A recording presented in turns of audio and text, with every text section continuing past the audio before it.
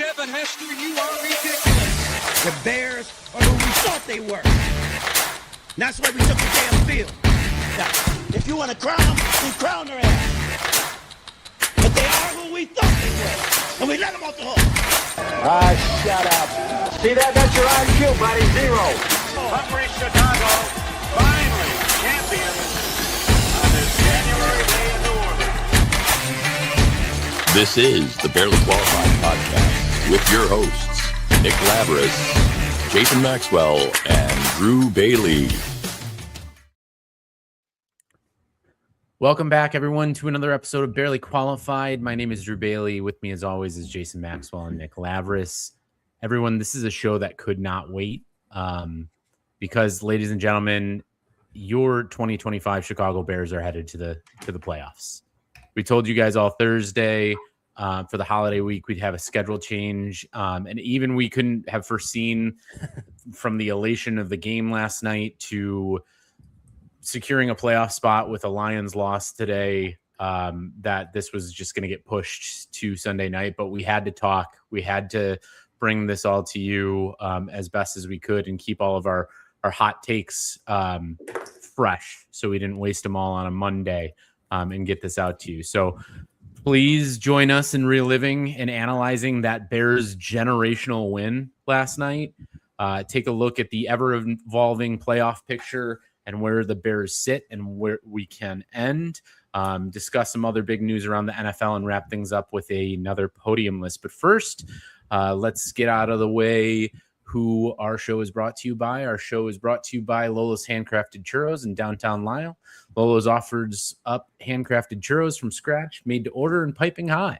Doesn't stop there. Lola's pairs these bad boys with ice cream sundaes. I'm talking s'mores churro sundaes, matcha fruity pebbles, Nutella and strawberry. The list goes on and on. Get a sundae, get a dozen. Just stop in for one. Whatever you do, you're going to love it. They have coffee, horchata, freshly made churros, ice cream, and as a wise man once said, what more could you want? Check them out at Lola, L-O-L-A, churros.com, or follow them on Insta and TikTok at Lola's Handcrafted Churros. Let us know how you like it, and let's get into it. So there's just so much to talk about. So I'm going to kick it to you, Nick, first. As always, we'll talk about the Bears. We'll talk about elation. We'll talk about joy, things that we haven't felt in a while. And you have perfectly summed it up in a few text threads that these are emotions that don't come out very often as Bears fans, but we're here. So talk to us. Yeah. So, we could talk through this game, X's and O's to the best of our ability. We can talk about how the Bears offense looked miserable for the first 3.5 quarters. We can talk about how it felt like the Packers were getting 5 yards of play outside of the red zone the entire game. But I don't want to talk about that because, at the end of the day, we're in the home stretch of the season, and I think wins is really the only thing that I really care about right now, just how win the damn game.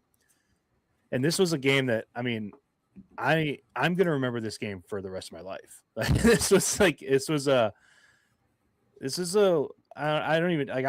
can't even compare it to something because this is something I've never experienced before. Before we started recording, Drew, you mentioned the Bears Cardinals. The Bears are who we thought they were game. And there are a lot of similarities in the fact that it was an equally as improbable win, right? Just if you look at everything else taken away, just the game on the field, equally as improbable of a win. But you throw in that it's the Packers, that it's this season, that it's Ben Johnson, that it's Caleb Williams, everything that took place. This is something that we've never experienced before. And the emotions of it is something that I can't even put into words.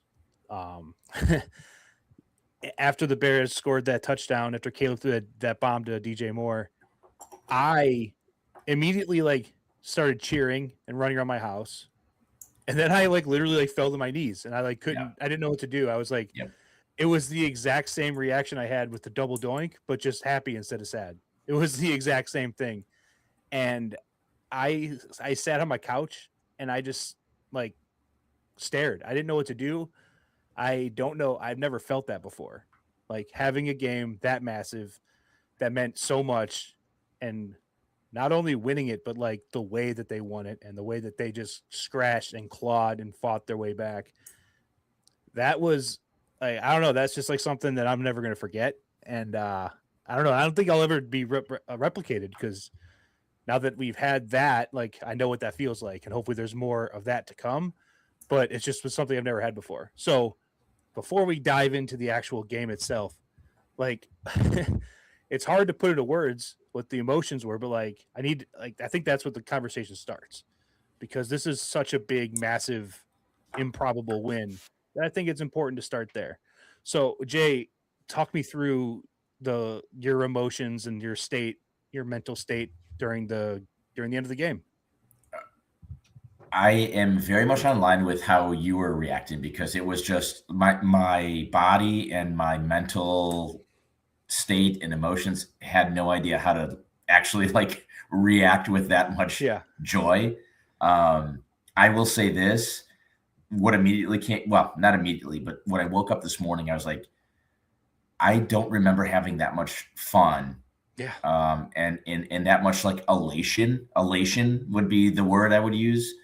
Watching a sports game, maybe since the 2005 White Sox winning the World Series. Like, that meant a lot to me. I was crying during that. And I kid you not, I was actually crying it's crazy, but I was actually crying last night. And I too felt like what's the Willem Dafoe movie? Platoon. I platooned and I fell to my knees by myself. And that's what I wanted to ask you guys too, is like, I was watching that game by myself. It was late and my kids were asleep and my wife was asleep, and it wasn't like a watch party, but it felt like everyone that I knew that was a Bears fan was in the room with me. And I think that was one of the coolest parts too, because like the texts were going crazy after that. Like, everyone was, it was, wow, can you believe it? Go insane. And it was like this just beautiful. I mean, that's what sports are all about. And especially when you're a Bears fan, especially when you're a Chicago fan, we can open that Rolodex too. But like, those are the moments that we're supposed to be able to embrace because they're so rare. And it felt like we won the Super Bowl. And I don't think that that's an overreaction. And I hope everyone felt that way, because this was such an important and cool. It wasn't just about beating the Packers. It was the way in which the game happened too, which was just improbable and unreasonable how it happened. It made the perfect storm to have like this, I don't even know how to react. And that's what sports are all about. And that's what that game last night, I think we can resonate with all of Chicago, all Bears fans. My mom texted me. She doesn't know football. My mom was just texting me like, are you watching the game? And that's how you know that it was like something for the city. And that's what the sports are all about. So I don't know. It was just, Drew, you take it from there. But like guys, that's what sports are supposed to be about. Like, happiness. Everyone was elevated and happy today because the Bears beat the Packers in an improbable manner. And that was awesome. Yeah. Yes, Yeah. absolutely. Yeah. It resonates through the city. It resonates through our community when the Bears are winning. My wife sent me something this morning about, and not to get too emotional, we're emotional, of course. Oh yeah. But it was a gentleman who was just talking about when the Bears are doing well, like the violence in Chicago doesn't sound as loud. There's other things that aren't sparked attention towards, like the Bears transcend like the evil in this world and stuff like that. And you feel it. I kind of thought a little bit, I was watching this by myself. I told you guys a little bit about what was going on. I kind of felt a little in a fever dream. Lately we've had to be obviously waking up my son to feed him in the middle of the night. And I found myself at 1:00 in the morning feeding him in our bathroom with a bottle. And my wife walked in and she goes, "So what happened?" And I was like, huh. What did happen? I I don't Is this remember. real life? It felt so surreal. I was like, what did happen? And she's like, and I was like, we won. And she's like, really? Really? And my wife, she doesn't watch a ton of Bears games, but she could tell. She was like, wow, that must mean something. That means a lot. And like Jay said, I got texts from family members. I got texts from friends. This just couldn't have felt any better for the game to happen. Like, for all of these things to happen in a sequence where one little thing goes wrong, it's over. Like, it just feels like, I said this, and I've said it a ton of times in my head, and I said it in one text thread, but I don't want to overuse it, but it feels like Team of Destiny type of stuff. Yeah. To me. Let's dive in. This is what we're supposed to be doing. We, as fans of a sports team where we've gotten nothing our entire lives, we've gotten nothing in return from these teams in our entire lives, other than the social aspect, which is always fun. You go to a game and you hang. So I shouldn't say that, but you know what I mean? The winning hasn't been there, is what I mean to say. And let's let ourselves embrace this. We're in the playoffs. The Bears have made the playoffs. Drew, the Team of Destiny, sure, maybe we can, you know what? If we get a first round knockout in the playoffs, so what? Let's dream. Let's have fun with this. It's been so long, but there's actual logic and realism into that dive-in ability of this team, because this is a good football team. It is. This is a good football team. And this is one of those rare moments where it's a good football team. On paper, it's not the best football team, but they have the moxie and they have something that transcends the stats and the paper that makes you believe it can happen. And that's more fun than having a really ultra talented team any day of the week. Any day of the week. Yeah. No, well said. That is, I mean, that's it's it's hard to, it's funny because it's taken us like 37, 38 years to get a win that made us feel this. You know what I mean? Yeah, right. And also, like, look, I would have much rather had the Bears be a successful franchise, obviously, the last 35, 40 years of my life. Not quite 40, almost 40. But it almost like it kind of, I guess one comparable would be like when the Cubs won the World Series in 2016. Because that fandom, similar, just gave absolutely nothing back. Just took and gave nothing back for years and years and years. And then the Cubs finally win the World Series, and it's this feeling of like, man, if we would have won a World Series when I was like 10 years old, this wouldn't feel nearly as sweet as it does right now.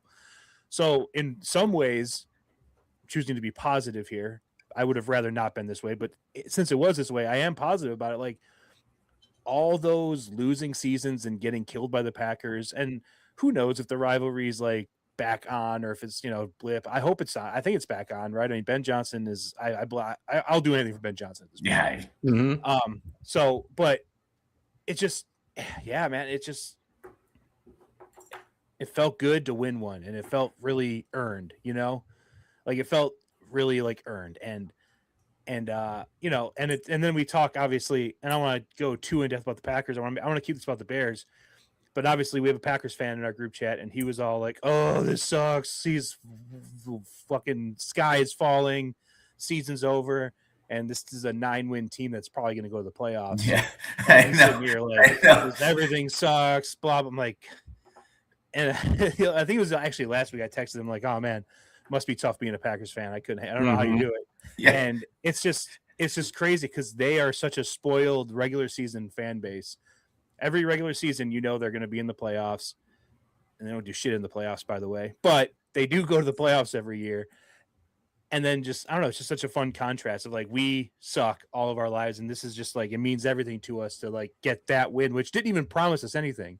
We could have won. There was like, there was a less than 0 chance that they could have won that game and not even made the playoffs. Like it would have been unlikely, but it could have happened still. But that game just meant so much to us. And then they are like probably going to go to the playoffs, and they're just like crying about, our season's over. Our quarterback has got a bump on his head. So anyway, but anyway, just point out that it felt very earned and appreciate. And I think that we did earn that as fans. So it's fun. It feels good. You know, you bring up a good point, Nick, and something that I kind of wanted to ask you guys is like, we're on the side of we're younger brother. Hey, you know what? You can get a win only if my older brother, takes a WWE fall, right? And it's like last year, for example, we beat the Packers, and it didn't mean anything to the Packers. It meant everything to us, but they were in the playoffs no matter what. And so, LaFleur's 12-1 against the Bears in his career before last night, and that one loss didn't mean it. LaFleur doesn't give a shit about that. We were trying to make that into something last year because it's like, all right, we finally beat big bad older brother. They didn't care. It meant literally nothing to their playoff aspirations and their season. This one meant something. And I guess what I'm trying to say is, I think in the grand scheme of sports fandom, it is so fun to be on the blue collar little brother side because it means so much more. And I almost equate it like this. If you could take all of those 12 wins and divide them by 12, okay, awesome. And you get that joy for 6 straight years. But you can also take that one win and multiply it by 12. And that's what we felt last night. Yeah. That one win gave us all of the joy of the last 6 years combined for all of those Packers fans. And that's what's fun about sports. You know what I mean? It meant so much to us, and the joy that we experienced last night is nothing that a Packers fan could ever experience in their life because the bar is so high. Yeah. And I would say that. I would say that's what's fun about being a Bears fan. Once in a blue moon, our enjoyment is unimaginable to them. Unimaginable because how much it actually means to us. Yeah, no, that's a good point. Because Packers, they don't look at the Bears-Packers game as like a big rival, as a big game. They look at it as 2 easy wins. That's what they look at. The schedule comes out, you're marking W's on those 2 games every single year if you're a Packer fan. You're not even thinking twice about it. I mean, the Bears, most of the time, it's like, well, if we can just beat the Packers once, this will be a good season. And that's honestly true. This year, it's obviously more than that. Playoff team have a lot higher aspirations, but beating the Packers to get there, because I know that there was at least one of the Bears' good seasons in my lifetime. They went 0-2 against the Packers. It just felt empty. I think it might have been 0-1, like way back, like the Jim Miller season, if you will. Mike Brown. Yeah, Mike Brown kept getting pick sixes. But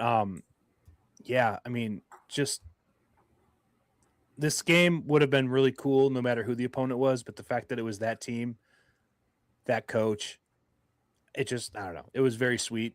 And I was up till about 12:30, 1 o'clock in the morning, waiting for the good, better, best video. That's all I wanted. That's all I wanted. I was refreshing Twitter every 10 seconds. Like, where's this good, better, best video? I watched every single post-game on-field interview. I watched Caleb and Ben's pressers on Twitter.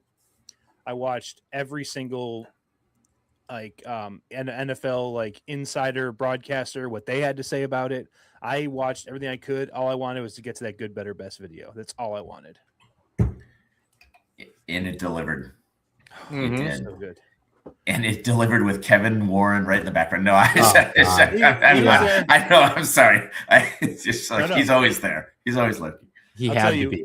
When DJ Moore walked up with the cheese grater yes. on, it was just an absolutely perfect touch that I did not see coming. And it was awesome. And also DJ Moore after the game said it's always F the Packers, which I fucking love when players really embrace the rivalries and stuff. Cause taking it out of the fan perspective, these guys are multimillionaires that, just play for a city. They're, for hire dudes, right? It's like they're mercenaries basically. They're not, they don't give a shit about Chicago, but to see them actually buy into the rivalry, or at very least say the right things. I think they're bought in. You saw the reactions; they look bought in.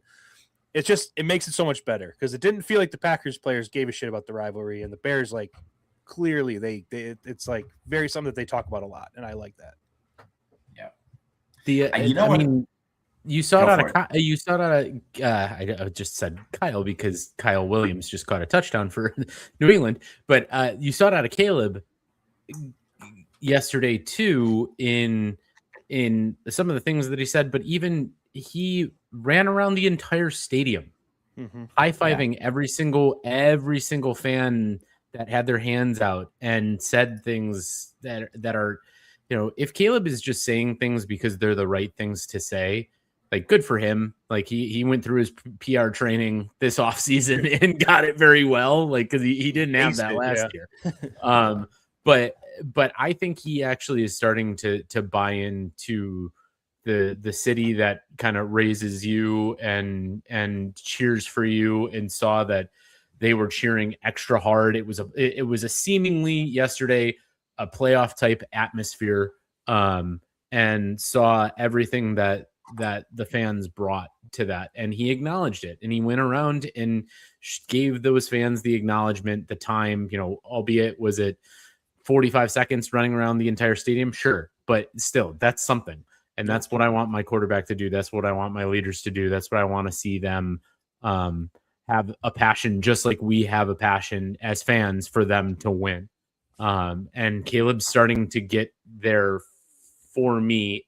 I mean, he's there, but he's starting to just keep cultivating that and keep cultivating the passion and that's only going to garner him more and more and more fans, and stop over and start having people overlook some of the faults that he's been doing, because he's starting to get that good guy type of feel behind him, even if he doesn't have the emotional, if he has the emotional, what am I trying to say here?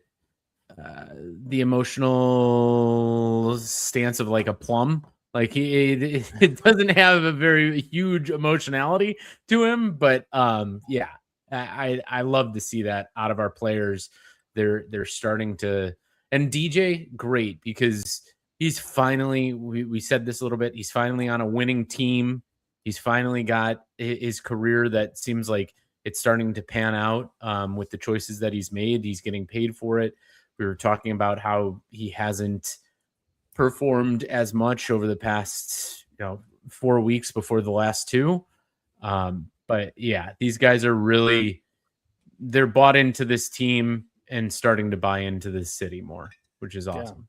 And you know what else is going to help them just kind of have make sure that people like us can not only see that they care, but also just we buy into them as well, is that right. You look at Caleb's first 2 seasons, first 4 games against the Packers, you're talking about a blocked field goal away from beating the Packers twice last season. And then you're talking about that interception 2 weeks ago with 30 seconds left. That was to tie the game essentially.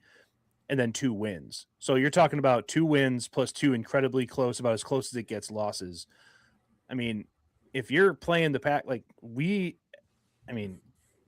there were times where a 1-score game with the ball late would have been an absolute dream against the Packers. I'm thinking of the Mark Trestman era where the Packers were up 28-0 in the first quarter. They just scored on every possession, and Bears went 3 and out, and it was 28-0. I think the final score of that game was 56-3 or something like that. I don't remember the final score, but it was ugly. There have been a lot of ugly one-sided Packers-Bears games. This isn't like a rivalry where the games are close and the Packers just edge them out. Most of the time, it's a 2-possession, 3-possession game we're talking about. So if you can, if even last season when they're bad, you split with the Packers and your loss is because they blocked a field goal of yours at the last second, I'm starting to, this is going to ingratiate yourselves to the fan base a lot more. 100%. 100%. There's one thing I wanted to speak on as well, because Nick, I completely agree with you. You kind of brought up the fact that, hey, these guys they weren't born and raised in Chicago. They are, to a certain degree, mercenaries playing for a city, playing for a team, and the players come and go, and they're fighting for the next contract. That's first and foremost. You play the game to provide for your family and kind of go from there. Everything else trickles down. This team really does have, and it seems like they really do, and I don't know this, I can't prove this, but it seems like the coaching staff is able to kind of bring out that identity. You guys played sports, right? Drew, you were an elite level baseball player. Nick, you were an excellent. Well, I mean, you guys went to, the semifinals of state. I remember I was in the stands. Yeah. I'll give you credit where credit's due. That was fun. But like, you show up and you play, even if you're playing high school sports, and you bring the boy back to the sports, the man and the boy mentality in a man's body to the sports game, where you say, I have something more than the money to play for. I have my pride, and I'm going to represent this city, this team. And I really do believe that that is some of the magic spice that this coaching staff can kind of bring out in these guys. Maybe it's just because I'm so over the moon about everything, and I might be looking into things, but I really do believe that Ben Johnson and his coaching staff has done an absolutely phenomenal job of saying, this is what matters. Play the game to play the game, guys. Play the game like you were playing the game when it meant something to play the game. And they're doing that. And it's like this gel, this just cohesiveness of playing football to win. Not for the personal stats, not for this, that, or the other thing, but that pride in winning and representing something that's bigger, that means more than your personal stat sheet, that means more than your paycheck. And I think that's, you kind of alluded to it. I think that's the X factor of this game that's really hard to quantify. But when you have that, when you have a team like that, as a fan base, as an onlooker, as a team as a player in that locker room, you can kind of feel that stuff. You guys have been a part of that. You guys have been a part of those locker rooms where you have that, like, that vibe of like, this means something more than myself. And I got to give Ben Johnson credit to that. In such short time, he's a rookie coach, but you can feel that. It is just so palpable. And I love that. And that's what sports, again, I hate to say this, that this is what sports is all about, but like, I'm in the fields, and we might as well be in the fields, but that's what sports is all about. And that's why this team is like so fun to watch. They are not the most talented. They are very talented. They're not the most talented, but their win-loss record, they're getting more wins than they should because they're a goddamn awesome team. And it's just that there's something there, man. And it's fun to be a part of that as a fan. Yeah. Yeah, no, that's well said. I mean, it is. I mean, you look at, just to highlight, they're 11-2 since week 2. Mm-hmm. Bears started 0-2. They're 11-4 now. They're 11-2 in their last 13 games. That's a pretty incredible stretch for a rookie head coach, a quarterback people talk shit about in the media and social medias and stuff like that. Defense that looked like possibly the worst defense of all time at the beginning of the season. They've really turned the corner. The run game, God, you can't. I mean, the the turnaround of this run game has been something that will be studied by coaches for, like, it's in the coaching textbook now. Yeah. The way that he turned this running game from an absolute joke the first 2, 3, 4 weeks of the season to the absolute dominant force that it is now, it's something that I think is truly.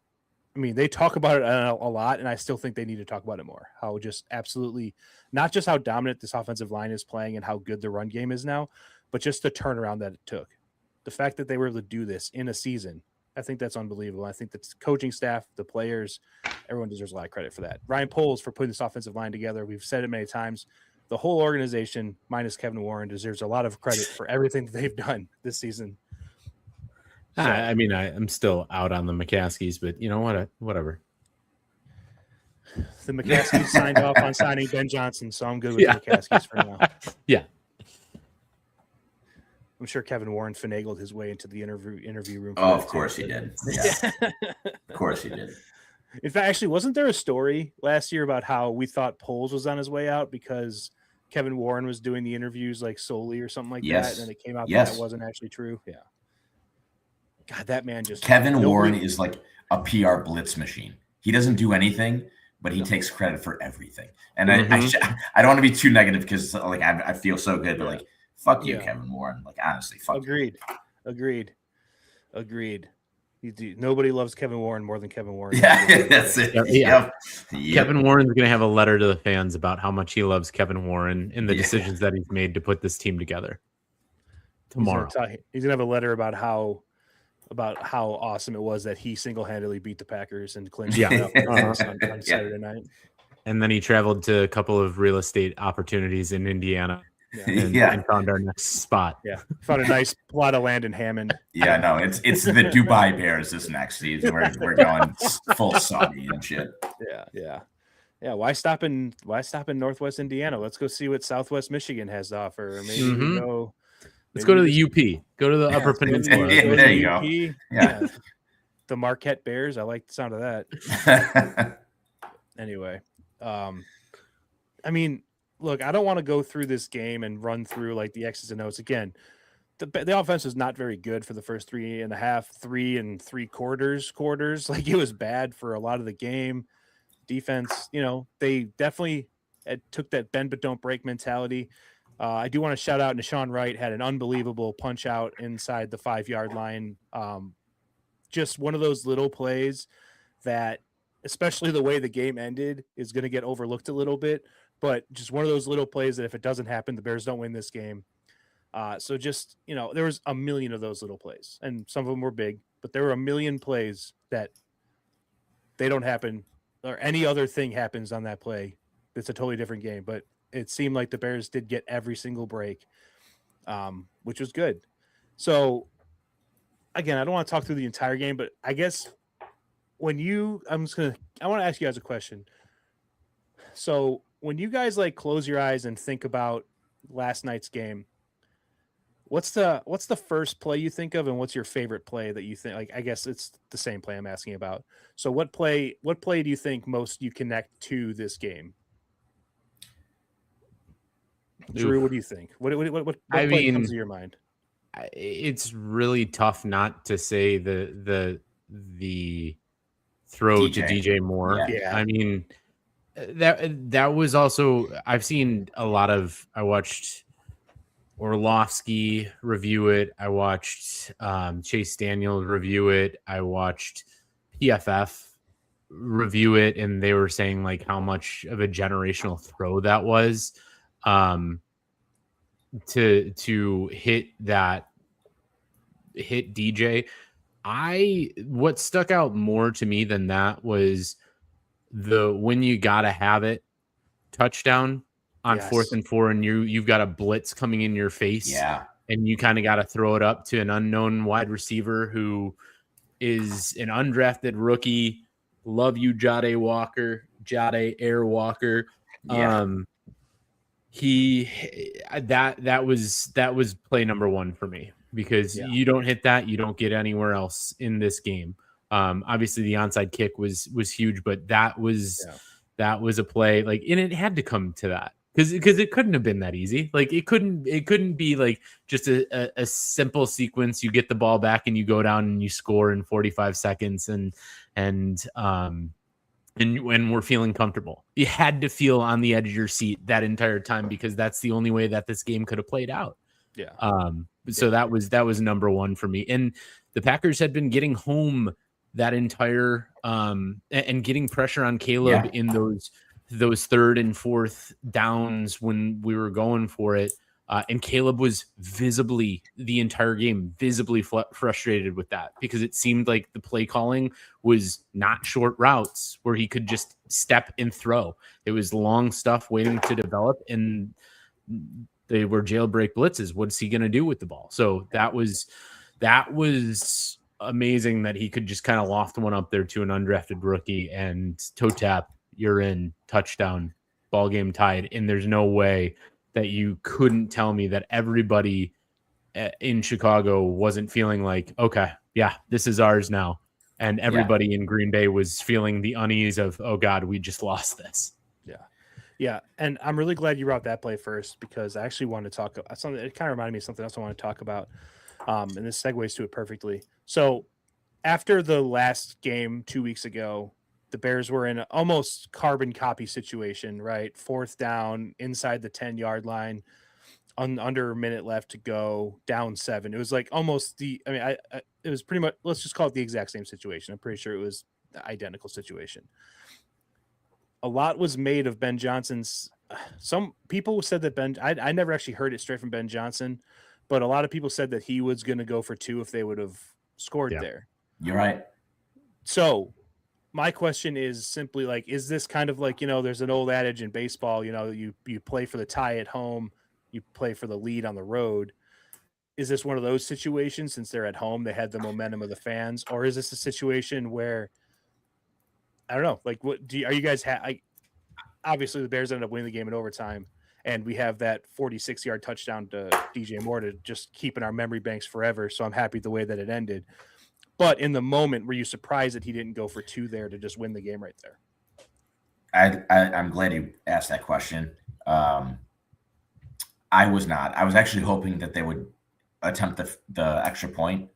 2 reasons. Jordan Love was out. I think that you had a clear advantage to extend the game. I really do, especially with the momentum, the Packers defense being a little bit winded, and Josh Jacobs being out of the game too. It's that there was a lot of negatives on the Packers side. So if you can get to 10 minutes of play, I think that statistically gave you the better edge there than trying to go for 2 on the 2-yard line. So I was actually happy to see that. But like I get you. Like I think if Jordan Love was in that game and it was like the Packers offense was, and again, we can get into that too. You can argue that Malik Willis was actually performing a lot better than Jordan Love when he was in the game. But I think that I enjoyed the take it to overtime because I was just feeling the Bears as a team had an overall advantage if you just give it another 10-minute quarter, if you will. Yeah. Drew, what did you think? Did you think they were going to go for 2? Were you disappointed they didn't? I mean, I was debating it in my mind to say, like, I would have loved for the confidence to stream out in Ben Johnson to just be like, okay, you know what? Fuck it. I'm taking him right here.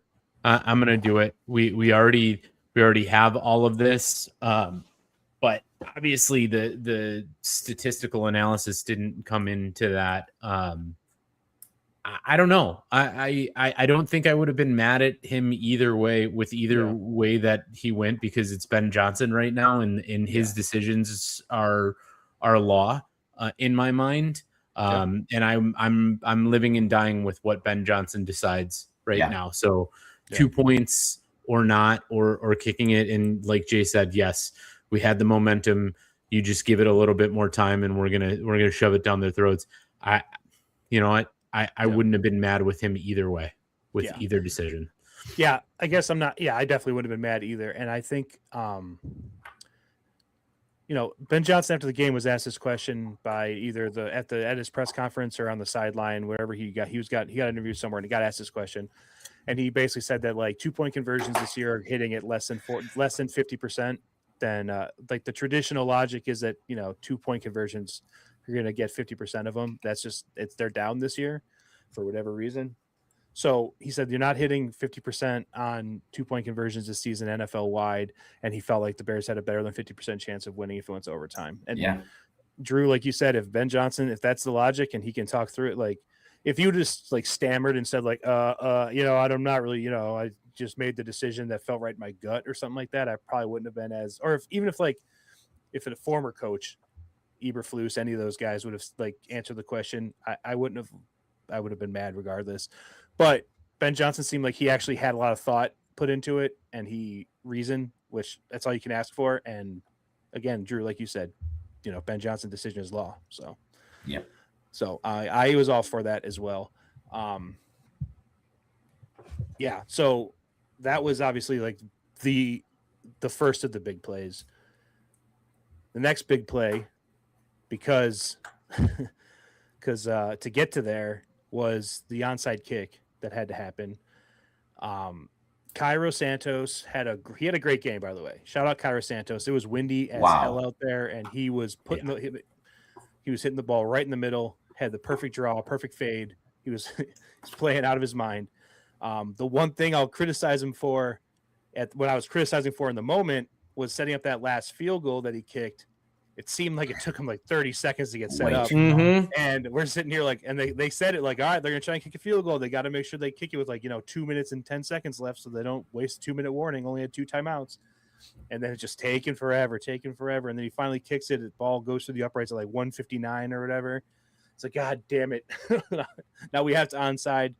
But to his credit, kicks an absolutely perfect onside kick right to Romeo Dobbs, who, by the way, I know on our podcast we like to talk about the big helmets, and now the Packers have a lot of guys. My son, who doesn't listen to our podcast, he calls him Big Brain because of his Guardian cap. And it made me laugh so hard because I was thinking, so kicked it right to him, and then he just muffed it. And God, I mean, that was just a perfect onside kick, perfect coverage. They said that he's gotten like 3 of them or something like that in his career. I don't know, or maybe I don't know. Either way, onside kicks are hitting at an 8% rate, and that was a big one, and they got it. Like, this game isn't possible without that onside kick. So I just want to shout out Cairo Santos as well as Josh Blackwell. That dude's been a special teams monster all season, and he's the one that recovered it. He's got to be a Pro Bowler, like a special team Pro Bowler this season. He's been so good on special teams this season. So just want to make sure he gets the love as well. But that was another, like, in my mind, there's 3 big plays, right? The one you talked about, Drew, the onside kick, and then obviously the final play of the game. So I have 2 questions for you guys on the onside kick. Well, actually it's one. The other one's more of a comment. But let's play this out. That field goal goes in on the other side of the 2-minute mark. Mm-hmm. And we're having to have the debate of, do you bang a kickoff out the back of the end zone and let Malik Willis try to get a first down? Or do you kick the onside there? What, like, these are like the sequence of events that are like, it's crazy. Like that played out. That had to play out that way, because then Ben Johnson might have kicked the ball off. They get a first down. The game's over. Yeah. Good point. Do you guys think that it was onside kick all the way, no matter what, and that's why the time that it took to get that field goal off just took its time so Cairo could make it? Or what's your thoughts? I mean, my thoughts are simply, like, it didn't seem like anybody was rushing, so I don't know if that was something that was explicitly, like, said to the team, like, hey, hurry up, kick this ball before, like, the 2-minute warning. I do think if they would have, I think Ben Johnson probably would have kicked it deep, because we saw a similar situation play out in the what game was it earlier this year? Was this similar situation happened? What game was it? Cincinnati? No. Was it Cincinnati? No, because they got a onside on us. Who the fuck was it? Was it Baltimore? Way back? It doesn't matter. It doesn't matter. It's a very similar situation happened, and Ben Johnson did kick it deep. Because I remember we were on Cairo about not being able to kick it out of the back of the end zone. Oh God, yes. Okay. Oh, it happened like this season. I don't remember when, but regardless. So I do think, I mean, granted, he may have learned from that experience. I don't know, but I think he probably would have kicked it deep. And I mean, again, the Bears defense showed up in overtime, and also like that last play they tried in regulation where Montez got a sack. But, up to that point, the Packers outside the red zone were just doing whatever they wanted with the ball. So that makes me very nervous in that situation, kicking the ball deep to them. So I do think it kind of had to play out this way. If they would have kicked it deep, I'm not sure we'd be sitting here as happy today. We probably wouldn't be sitting here at all. We'd probably still be a little sad. So yeah. I don't know. What do you think? Jay, what do you think? I think they probably would have kicked it deep, honestly. If you're on, if you had 2 minutes and 8 seconds or more, you're probably kicking it deep, because I believe they had 2 timeouts. Yeah, then they're probably kicking it deep, right, and playing for the stop. So it's one of those interesting butterfly effect kind of things. That's like, right, why? And I was screaming at the TV. She was like, "Kick the damn field goal." In Cairo's head, I'm assuming he's like, "Hey, you know what? First and foremost, this thing's got to go through the fucking uprights." Mm-hmm. Right. I get the rushing part, but we gotta have a 1-possession game first, and I gotta make sure that happens. So, but who knows? That's a good question, Trey. I didn't even think about that, but they probably would have kicked it deep. It probably would have. The other The other comment that I've heard a lot, and I've been, maybe it's because I've just been relishing in the fact of like, we don't get this a lot. We don't see a lot of Packers fans emotional on Bears games against the Bears, and when they're shit. What? God damn it. Ravens just lost. Yeah. But I've been watching a lot of social media Packers fans who have been watching the game and watching them go through their emotions and see all of these things, and they're picking at they're grasping at straws and trying to find people to blame for this loss. And the fact that they're trying to blame their special teams coach as someone to blame for this, like your special teams coach does not catch the ball. Your special teams coach does not back up to try to field a ball to like your little league your little league head coach tells you this every single day. You don't back up on the ball. Yeah, go get it. Go get it. Like, I don't understand how you can blame a special teams head coach for Romeo Doubs taking 3 steps back and trying to catch the ball on a bad hop. It's disgusting to me. And it's funny because I bet you if you would have polled Packers fans like prior to the game, said, hey, in a situation where the team's bringing on an onside kick, who's like the person on the team you want with the ball kicked to the whole time? I bet you Romeo Doubs comes up at least half the time. He's like he's got some of the best hands on the team. Maybe, but he was having a great game too. Yeah, great game for sure. Yeah, like great game. So so that's I mean, the special teams coach put them in the perfect hands team formation.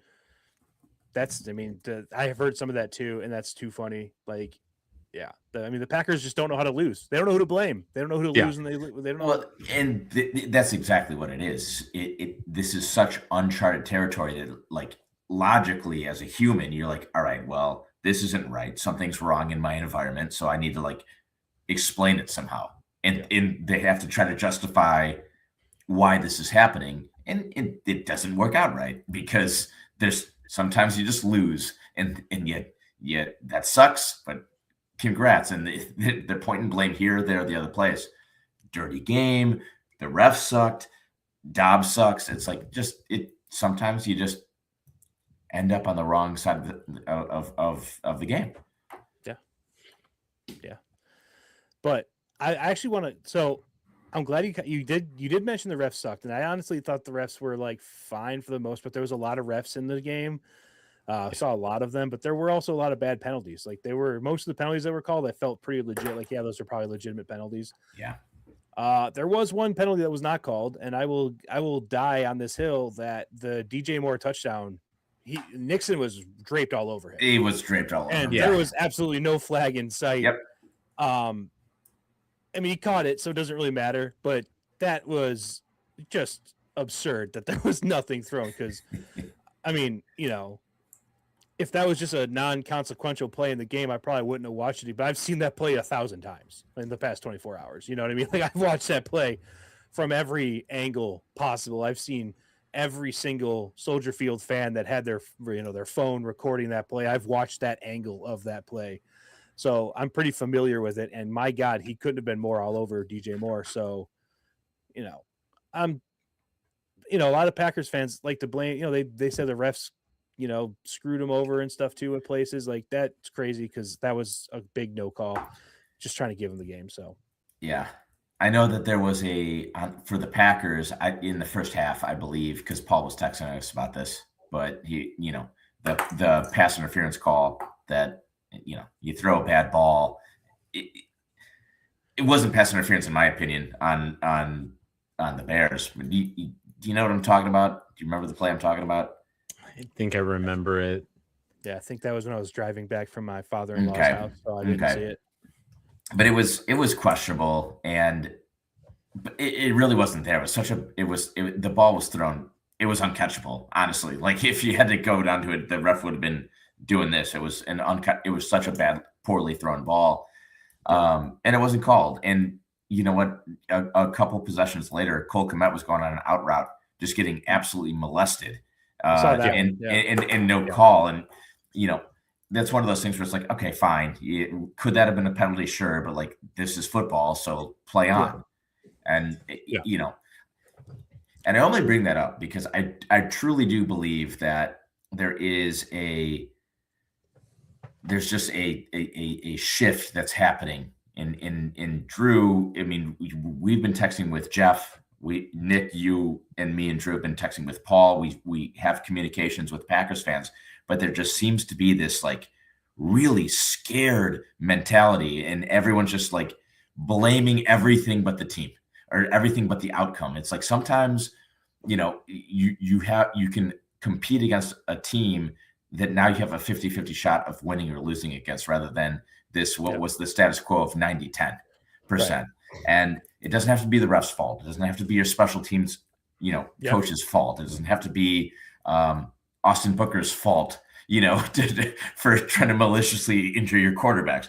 But football just can happen and let the game happen. And I love to see that, because I've never sensed fear from a Packers fan base, but it is palpable to a certain degree. Does that make sense? Oh, it 100% it makes sense. By the way, speaking of Austin Booker, I was in the car when that play happened. I was listening on the radio, and Joniak, he made it seem like, oh, big, there's a hit to the place where you can't hit a quarterback. There's probably going to take a 15-yard penalty on this one, blah, blah, blah. And then Paul blowing up the phone. I thought that Austin Booker tried to kill him. I thought that it was no. I saw the replay. I'm like, oh, I mean, yeah, he ducked into it. Like what? Yeah, he kind of ducked into it. I mean, I'm not saying don't call that, because helmet's a helmet. It's very clear in the rules. Yeah, call it 15 yards. I think it's soft, but it is the rule and it is the right call. But to make it seem like, I don't know if Paul was kind of playing it up a little bit, but it kind of seemed like it was. I don't think he was. He was calling it dirty. I'm like, that was the least dirty 15. I mean, maybe not the least dirty, but that was not a dirty hit whatsoever. And I don't know. He was being funny about it though too. He was saying dirty on some of the fact that he had gotten a roughing the passer for weight on him earlier.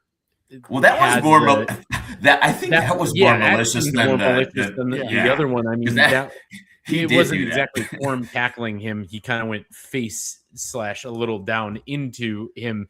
That was just a bad sort of timing. Like Jordan Love was in a big, people are going to get concussed when you're in a vulnerable position and you're playing a man's game, that people are going to hit people.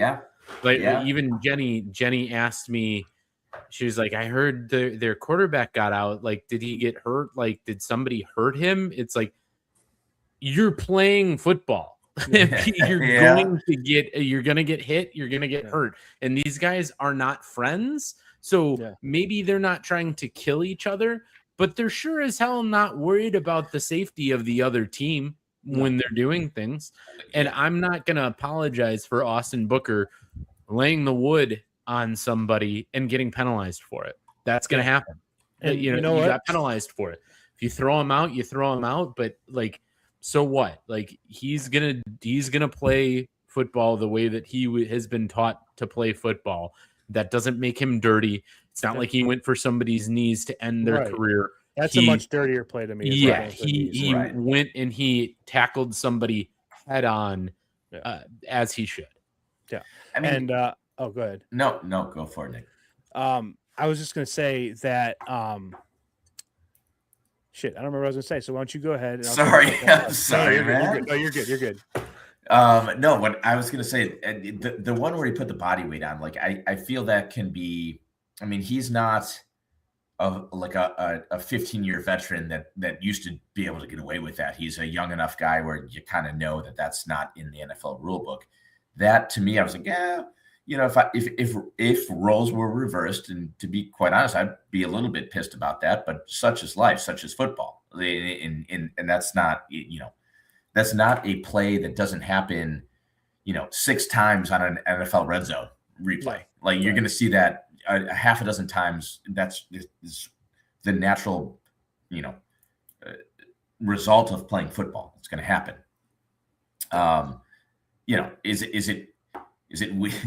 it weird? Does it kind of, if I'm a Packers fan or I'm a Bears fan and that happens to Caleb, am I going to get upset that happened from the same guy twice? And he's you look at the one where Love ducks his head and it ultimately took him out of the game. Was Booker's face mask up? No, he's kind of spearheading him too. But like, again, it's from, I don't think it was maliciously dirty. I think it's a guy that's trying to make a play, and that's what happens in football. So I'm not gonna stand for people saying that, like, hey, the Bears are a dirty team. They're trying to intentionally take our starting quarterback out of the game. That's just not what was happening. Yeah, and I did remember what I was going to say is that if anything, Packers fans should be thanking Austin Booker, because I do think, and when you guys alluded to it earlier, I think that what's his face was Malik Willis. I thought he was better in this game than Jordan Love was. Even throwing, he just gives them another aspect. He certainly brings the running aspect. I didn't think Malik Willis was that much of a running quarterback in what he did, but that's all he did in college. Yeah, he was. I remember at Liberty, he might have been a Heisman finalist. He was good. Yeah, and and I didn't think he could throw it like that. Yeah. To be honest with you, he had some good touch throws too. He did. That's what I'm saying. I think that. I think he might. Whatever. Yeah. Anyway. We beat Malik Willis twice in the past 2 years. Haven't beat Jordan Love. So. Well, we beat Jordan Love. I'm going to give us credit for beating Jordan Love. He started the game, so I guess. Started both of them. Didn't play the majority. Whatever. Fair. True. You should be out there more. Best ability is availability. Yeah, that's right. That's right. But also, and another thing is that we're talking cheap shots. Sure, the quarterback stuff, that's always going to be under the microscope. The DJ Moore hit in the first half was one of the most blatant cheap shots I've ever seen in my life. It reminded me of that highlight we've all seen as Bears fans of the Packers defensive tackle just body slamming Jim McMahon back in the 80s. Yeah. Don't remember what his name was. Chuck something? Charles? I don't know. Chuck Haley? Is that it? I don't know. It doesn't matter. But regardless, that was the first thing I thought of when I saw that replay. Because obviously I didn't see it live because it wasn't at the point of the ball wasn't thrown to him. It was kind of on the other side of the field. That was one of the most blatant cheap shots I've ever seen. And for them to glaze over, I think Paul said, "Well, it was between the whistles, so it's fine." It's like, I guess. People in the back when the balls. But that's the reason why it's a cheap shot. The play was dead. The Jordan Love stuff, I'm pretty sure, was between the whistles too. So. Anyway, quarterbacks just have a different. They have a different. No, the microscope is very heavily on the quarterbacks at all times. But the last thing I want to say, if anybody has ever played football, Nick, you played football. Jason, you've played football. We've all played football. Even more than just playing football, like if you're gonna go in and you're gonna hit somebody and you're gonna hit them hard, just thinking about it. Yeah. Am I gonna stand up and look them in the face and try to tackle them with my body standing straight up? No, I'm going to lower my shit and I'm going to pile drive through them.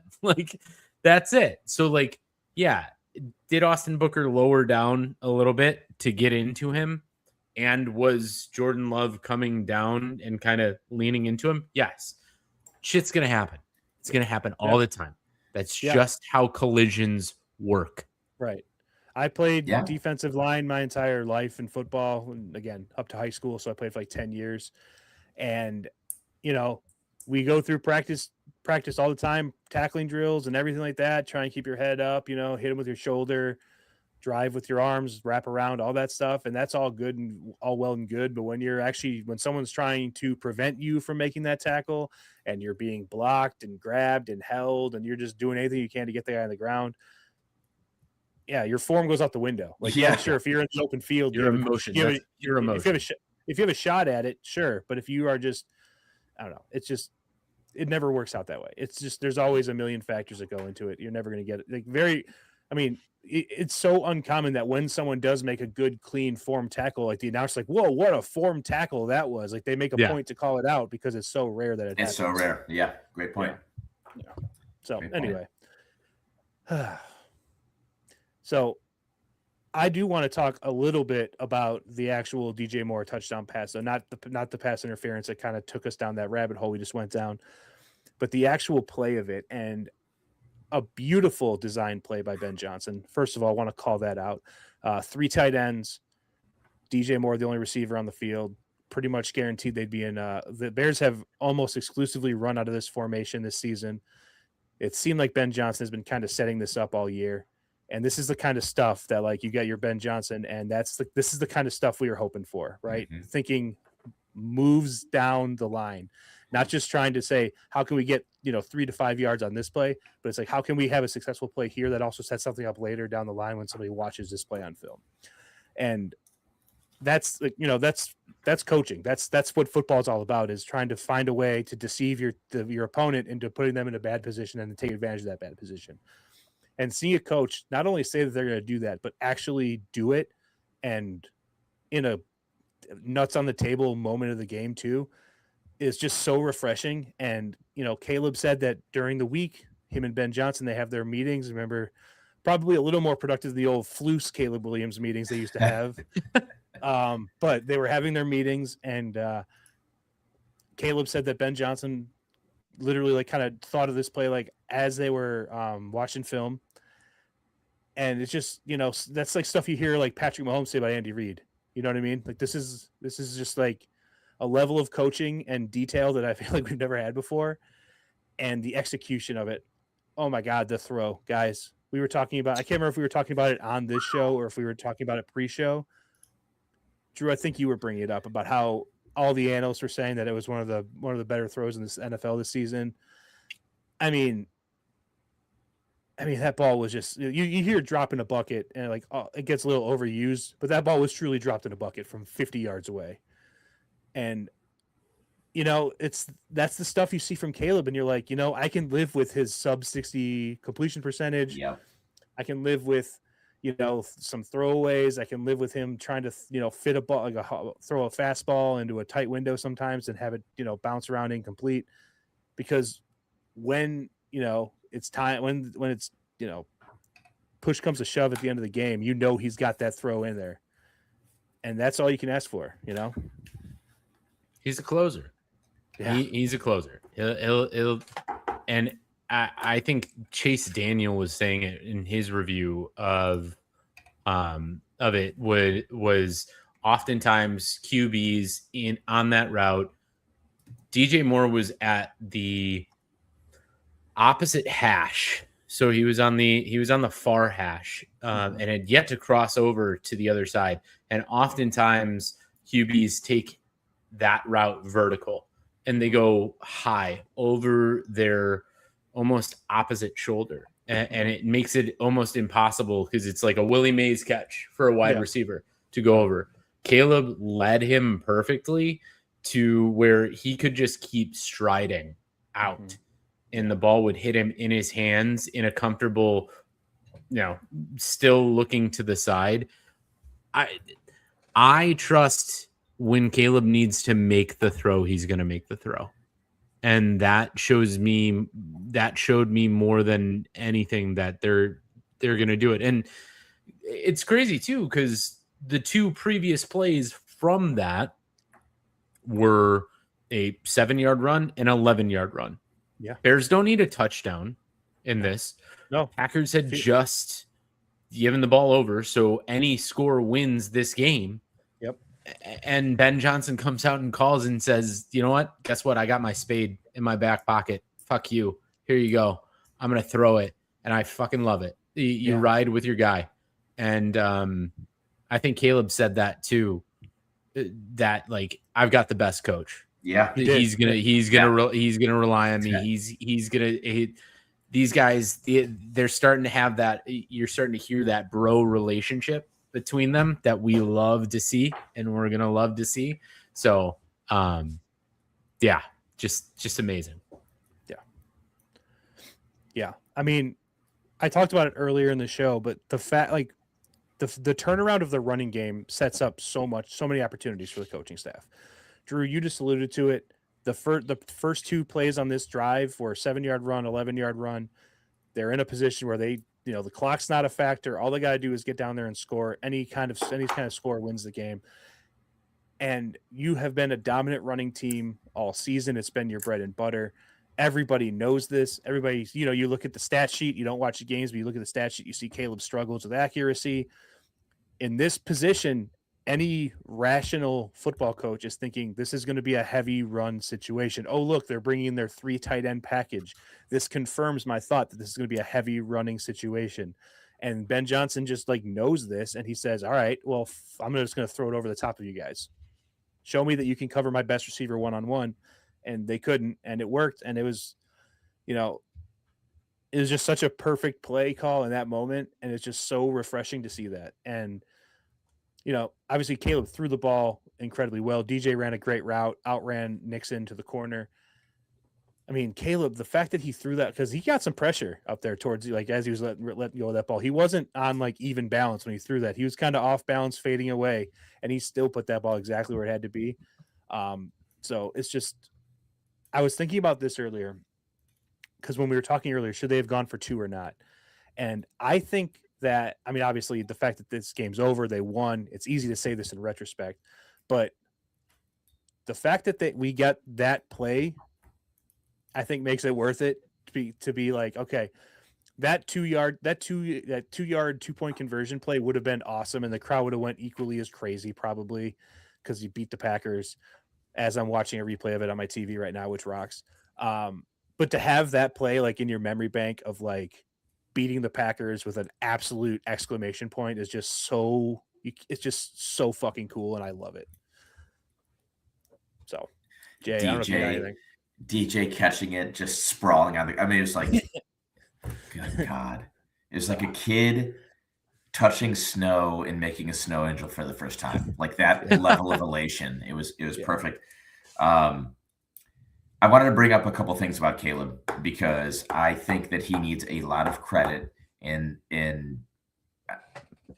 if we could take the time machine and go back to week 1 and week 2, very harsh critic. I've been a very harsh critic last year into this season. The things that he's been doing over the last 3 to 4 weeks, and honestly, this entire season, have been everything that you want to see in a franchise quarterback. And it's the small things. It's the small things of, you know what, the play's not there, I'm going to throw the ball away. I'm not going to take a negative play. I'm not going to take a sack. It starts there, and that's foundational. That's small stuff. We were talking about earlier what our favorite plays of the game were, and I have one that might be a little bit hidden, but it was on the last drive of regulation, and it was that in route to DJ Moore. Yeah, and got him to the 10-yard line. Yeah. Yes. Yeah. And it was one of those plays where he was getting pressure off the edge. And I've watched this play 6 times at least today. It was one of those plays where DJ hadn't broken yet. Coverage was good, and he delivered the ball perfectly. It couldn't have been placed more perfectly. And I was taking my girls back from swimming to the next stop where we were going today, and Waddle was on ESPN 1000. I love Tom Waddle on his analysis post-Bears.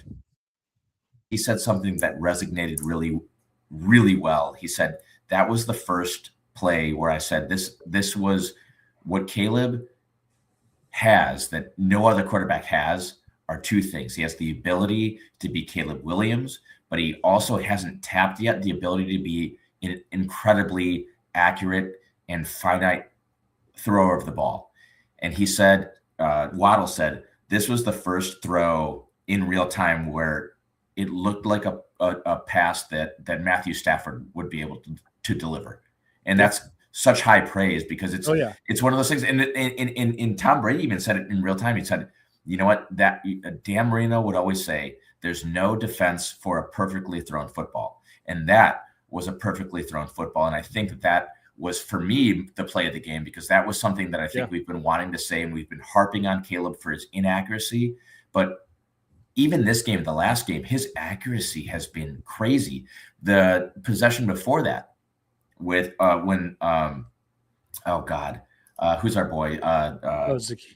Zacchaeus. It was a similar route, just right in his damn hands, and it was like, oh God, we can't have those drops. But you're putting those balls in the pocket. You're putting those balls in the pocket. Apologies, but when you're doing traditional quarterbacking, when you're staying in the pocket and you have your balance, phenomenal, and you can still deliver. But the X factor that Caleb has and is shown to have is like, I truly do believe that Caleb can throw the ball off balance and off angle better than any quarterback in the league. I think that's been very proven. Yeah, the back foot and in the corner, hell, he was even back foot and somehow delivered a dime to DJ. Like, it was off angle, off. But like, if he can put everything together, and these last couple of games have been kind of like, it's what I've been wanting to see. It's what we've been wanting to see. We've said this, if he can do the simple stuff, the traditional quarterback stuff in pocket, read right, and throw accurately, and like, that shit has been there. It's happening. Yeah. This is still a 24-year-old. Right.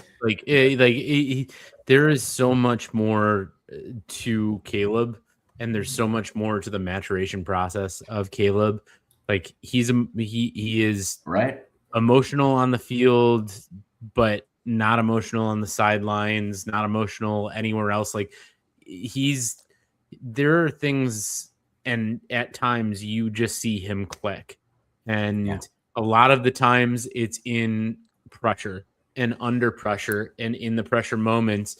And that's what I'd rather have than him just in the calm when it's calm. Yeah. Because that's when you can't analyze anything. You don't know what you're going to get. You want to see under pressure. You can see diamonds versus it's just going to break you. He's like the anti Kirk Cousins, right? And exactly. Yes. Kirk Cousins is he had a good long NFL career. He's still out there playing.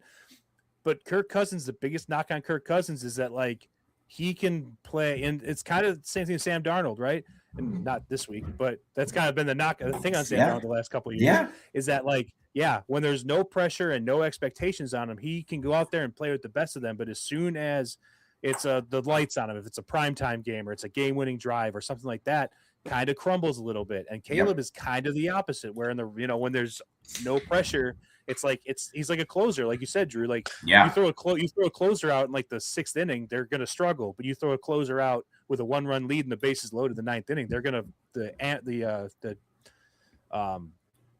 energy and the whatever is gonna be there, and they're gonna throw it 102 and blow it by somebody. And that's kind of how Caleb is. And like, you can teach the other stuff. We've seen it. Like, Jay, you said something earlier that kind of just like clicked with me. It's like he's and it just shows that, like, the biggest knock on Caleb coming into the season is that last year there were so many plays where there was nothing to be had. He's playing backyard football. He's running around trying to make something out of nothing, and he's getting sacked for 12-yard losses.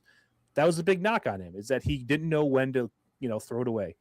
That problem is virtually gone. Yeah, gone. It's pretty much gone. Yeah. So if you're talking that was his biggest problem from last year, and it's pretty much not a factor this season, the amount of work that he can do with Ben Johnson as the head coach all off season, I am so in on this combination for the next 10 to 15 years. Like, I am bought. I mean, I have been, but just like Jay, you said something that just like really clicked with me about it. You brought that up, and I was like, yeah, that was the big knock on him, is that he never knew when to throw it away. He never knew when to, like, live to see another day, punt it on, do like a punt and fight later. And just the strides that he took his biggest weakness into a non-factor this season is evidence enough for me that this guy is coachable, and if he can get the other stuff, which I believe he can, now that that's probably his primary workout this year,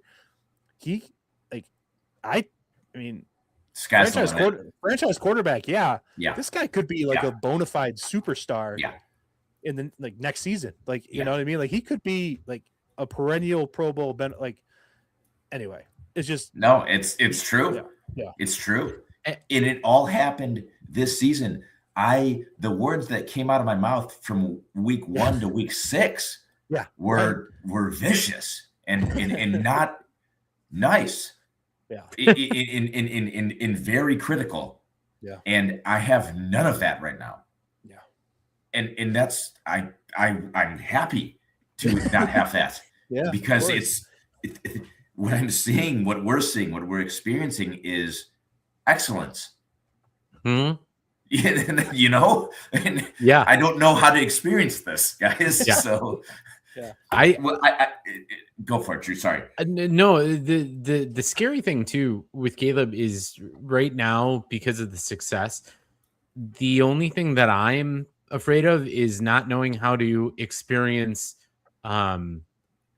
the overt moxie that he has of just Sure. cool, calm, and like the way that he threw that ball and he just went. Well, even before he Iceman, he just the ball was in the air. And he just put his fucking hands in his hand warmer. Yes. Like that's the coolest thing I've ever seen in my life.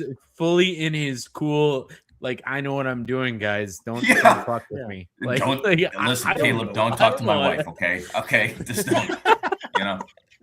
Don't do it.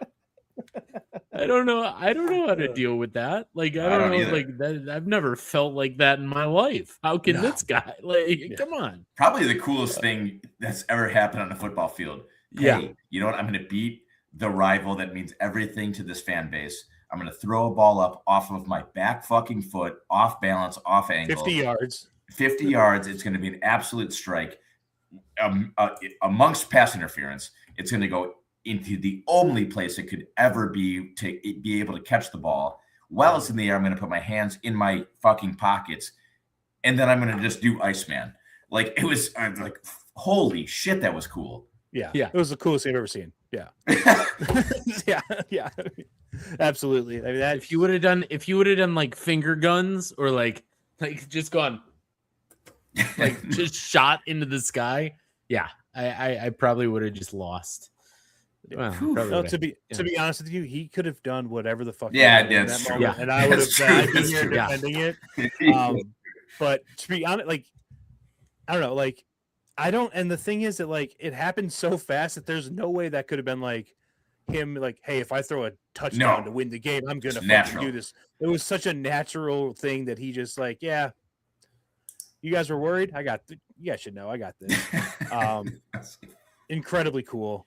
And it's just, it's like, again, I don't want to get too crazy, but it does feel like early onset Mahomes. You know what I mean? Oh, that's kind of what it feels like. Is like early Mahomes. Yes. And again, Mahomes go there. Super Bowl.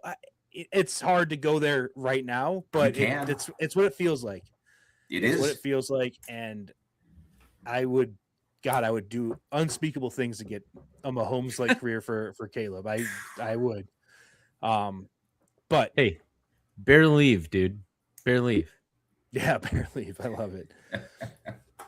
Can I throw out a stat that I've been wanting to throw out for a little bit? Yeah. Caleb Williams, best stat of the year.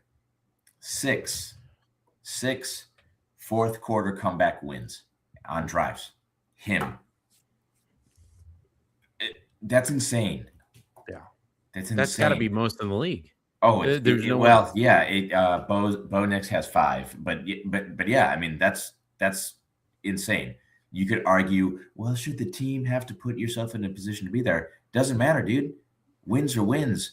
That is the closer mentality. He has that clutch gene. He has that. You don't luck into that 6 times. You don't. You know who else has? You know who's leading the league in active players with most fourth quarter come from behind wins? Matthew Stafford. Yeah. MVP of the league. Pretty cool. Yeah.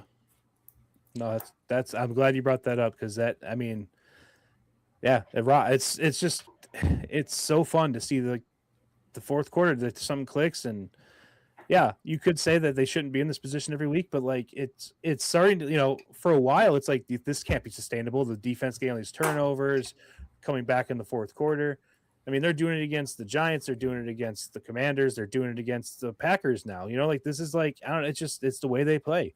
And I think that, they can be beat, but any team that beats the Bears is going to need to play them for 60 full minutes, and they're not going to be able to hit their foot off the gas at any point. That's just the way this team is. They're gonna fight for the entire game. And if you take your foot off the gas for a second, they're gonna see the opening, they're gonna come back and they're gonna make it a game. That's just what this team does. And it's just so fun to watch that, like, that that's what's gonna happen. And I love that. It's fun.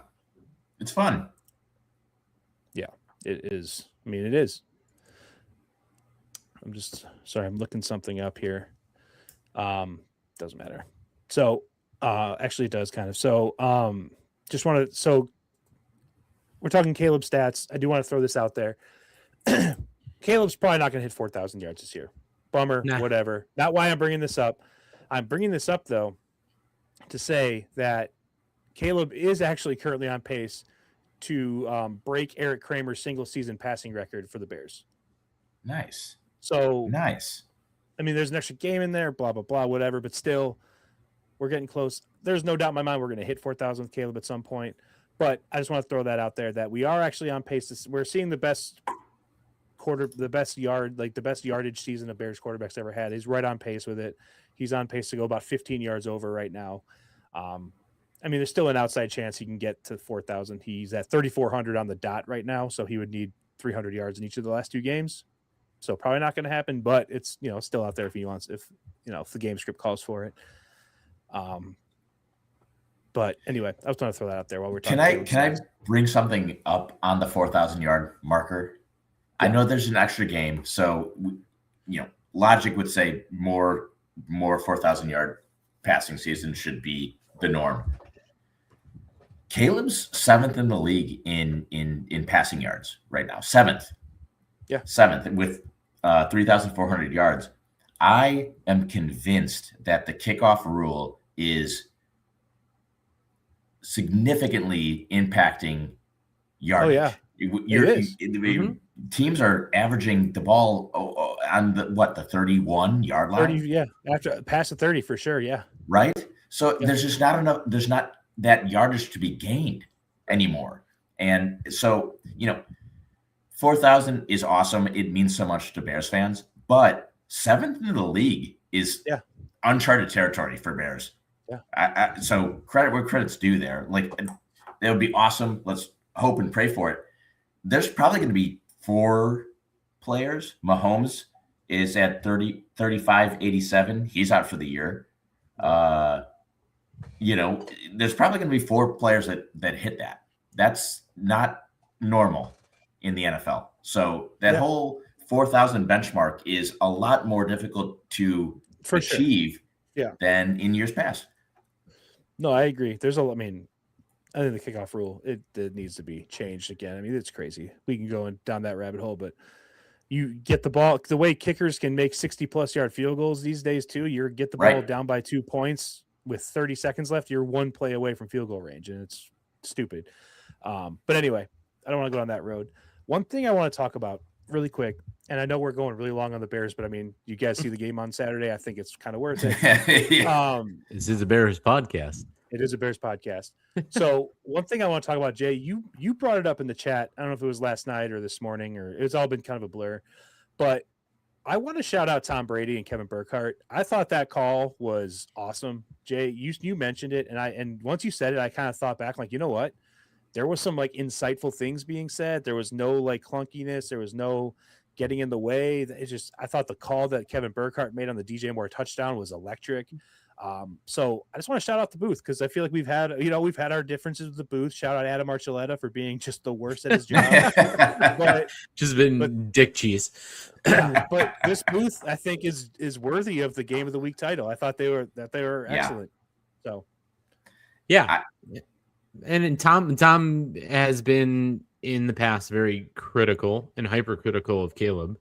I think he still is, but what I think resonates with quarterbacks that have greatness and they see greatness is they're harder on them than normal.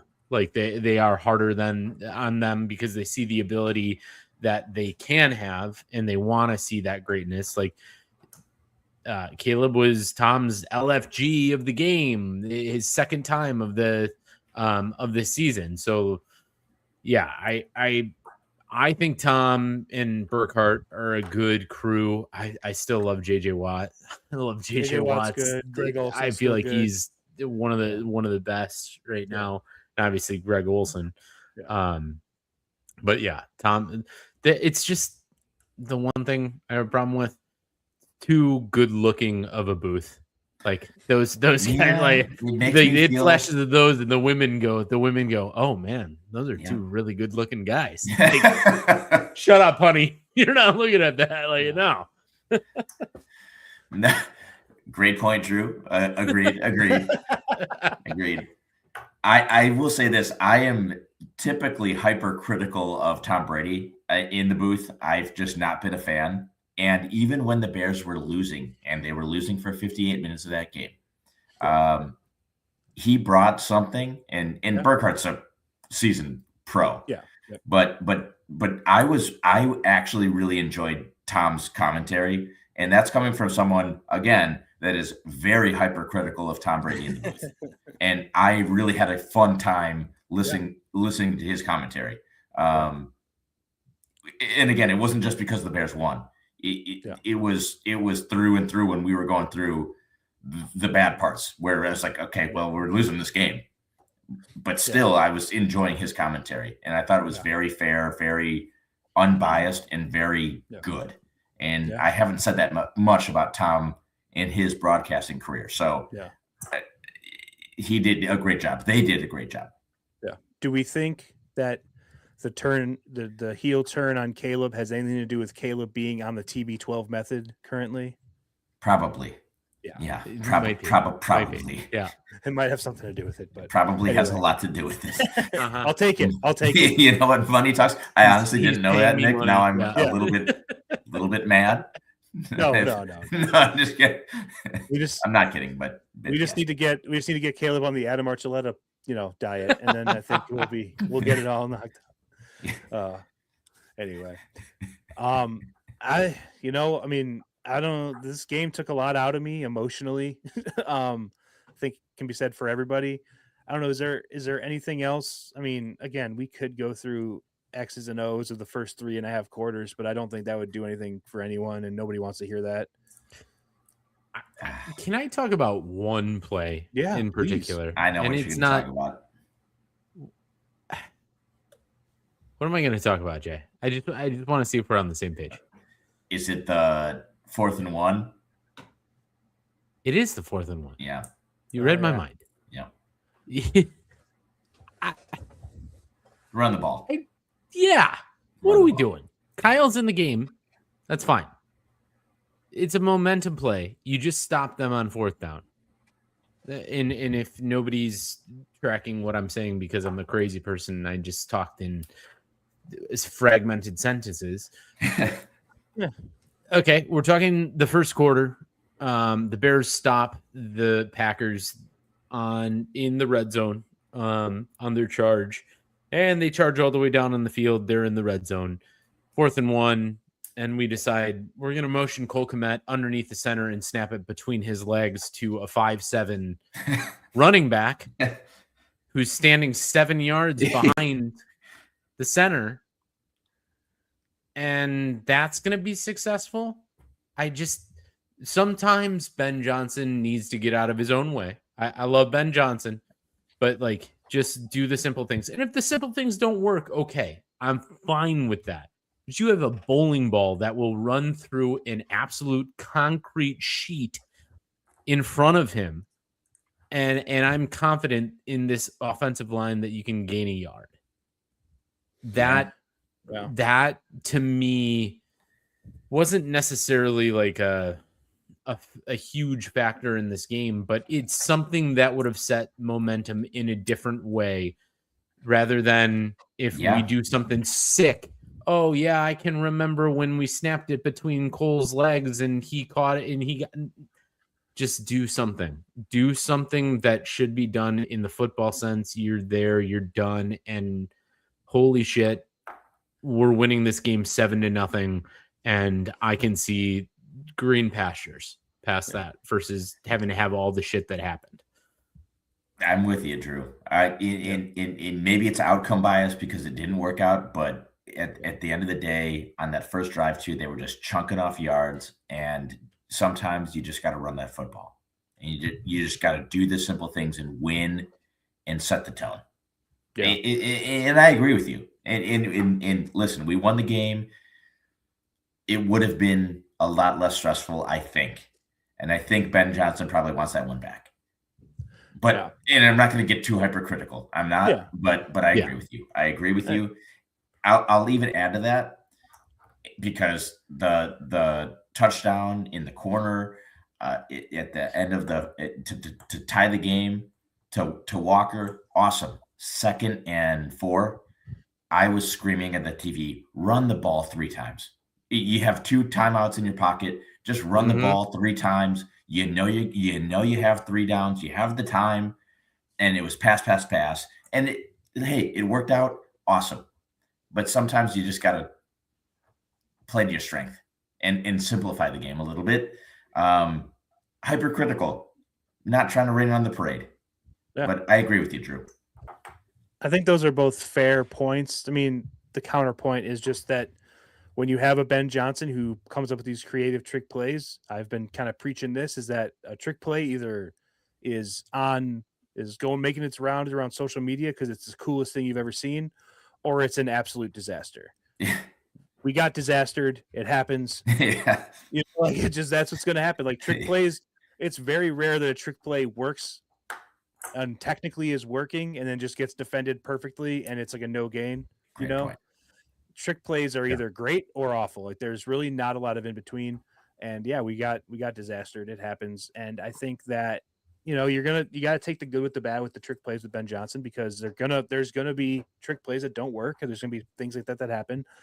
And I do think that when you have a 4th and 1 early in the game is probably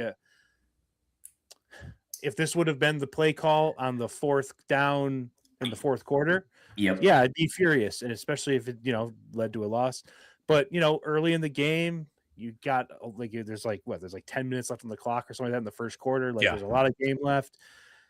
I think it's fine, but I mean, you run the ball, you probably get the first down there, but I do think it's good. Not only if it works and you get a touchdown or whatever out of it, but also it's just in the playoffs or against the Niners or against the Lions, you line up for a 4th and 1. They have to keep in the back of the mind, hey, this could be a trick play. We got to be ready for everything. So they can't just throw 9 guys in the box and just, go right up the middle. So they have to, you got to put it on tape so that they see it. And it didn't work, and it looks bad when it doesn't work, but this is just what the trick plays are, and that's what you got to deal with. Nick, I just devil's advocate here. Yeah. What's that play look like to you in a successful route? So and obviously I'm not sure what I only watched it the one time. I didn't go back and watch replays of it. I haven't studied the blocking and all that stuff, but my guess is that the Monangai who gets the snap is either supposed to run to the outside or he's going to throw it, right? Because there's no point in running right up the middle. Kind of defeats the purpose with of the play. When you bring your when you bring your tight end over the top. Correct. It defeats the purpose that they run the ball up the middle. You think that they see Monangai come in the game, they're automatically thinking, power run up the middle. And then they get Kolkomet motion over under center. They're thinking, okay, tush push situation. So then you do a direct snap to Monangai, and he either runs to the outside, or it's some kind of reverse, or it's some kind of pass. There's no way it's just a direct snap to the running back and he runs up the middle. There's just no way that's the play call. I'd have to go back and kind of watch the offensive line and see how they were blocking it, what their blocking scheme was. But that would be my guess. Is there some kind of outside run / reverse pass / Monangai pass, something of that. That'd be my guess. Luckily, that was the biggest question for me. Is I don't know what that play is, and maybe I'd have to see it ran successfully, or I'd have to see it maybe in practice that it actually could be pulled off. But I don't know what the result to that is. That I'm high percentage there. Well, I don't think we'll ever know because it was aborted at conception. It was just an immediate abort. Burn it. Burn it. But it all worked out. Yeah. W's. Yes, absolutely. So yeah, I mean, I don't know. I think I've kind of said all that I have to say about this. Do you guys have anything else like besides that play that you want to bring up or anything like that? I'm actually looking at this play right now. Oops, Nick, sorry. while you're looking at that, I'd love to talk just a little bit about something that I've heard a little about yesterday, today, and that is, the Bears' strength of schedule is terrible, and the luck's going to run out on these guys and things like that. And I think what I want to just throw out into the universe about luck in sports in this Bears season is teams can be lucky, and you can have good breaks. You can recover an onside kick that's, what is it, 8% chance, 7% chance, whatever that is. But when those opportunities present themselves, what do you do with that? And this Bears team has proven that they can take the, quote unquote, lucky breaks and do something with them. That is a sign of a very good team. Teams eat when luck presents itself. And when other teams are doing things to shoot themselves in the foot, you have to put the ball through the hoop still. And they've been doing that. And that's what good teams do. And I just want to get ahead of that for anyone that wants to say, hey, I have my doubts about this team. This whole season has been super lucky. You don't lucky your way in. Drew, Mark Janicek said this perfectly in a text that we're in. Mm-hmm. You don't luck your way in the NFL to 11 wins through 15 games. That's not how this sport works. So if we want to talk about being lucky and the Bears being lucky and having a poor strength of schedule, you show up, you beat the team that's ahead of you, that's on your schedule. And when a team presents themselves with an opportunity to be lucky, you make yourself lucky. Because if you lose, you're not lucky. If you win, you're lucky. So I just want to throw that out into the universe. Does that, I don't want to hear the naysayers saying that the Bears are lucking their way in the playoffs. Fine. When the playoffs happen, awesome. Anyone's got a chance in the playoffs. But there's only so many teams that get the opportunity to arrive in the playoffs, and the Bears have already punched their tickets. And that's not luck. That's not luck. That there's something there that you are a good team in the NFL if you get in the playoffs. And that needs to just be noted to the Packers fans that want to take this as saying, hey, the Bears aren't a good team. Well, if they're not a good team, they beat your ass. And so what does that say about you? Well, you said it, Jay. You can only line up against the team that you are matched up against. There's nothing more, nothing less. You can't say, okay, 1s versus 2s every week or 2s versus 3s every week. You can only face the team that you're scheduled to face. And on top of all of that, the Bears are winning spite whatever. Like, you win enough games and your strength of schedule is going to go down because of the fact that the teams behind you that you've already played are losing. Yeah. They've lost. There's 11 losses in that strength of schedule. Yes. Because of the Bears. Correct. And they continue to lose, or they get into that perpetuating series of losses. That's it. That's all you can say. So beat it down, whatever you want. It's a winning team because they're winning. Yeah. Yeah, absolutely. I will say I just watched that replay a few times, and it does look like on that trick play that we talked about a few minutes ago, it looks like the play is to simulate run action to the right side of the offense, where the offensive line is cutting and there's some pull action to the right, basically making the linebackers then scrape to the defensive left to try and get that. Meanwhile, as soon as the ball gets snapped, Cole Kmet is leaking out to the left flat.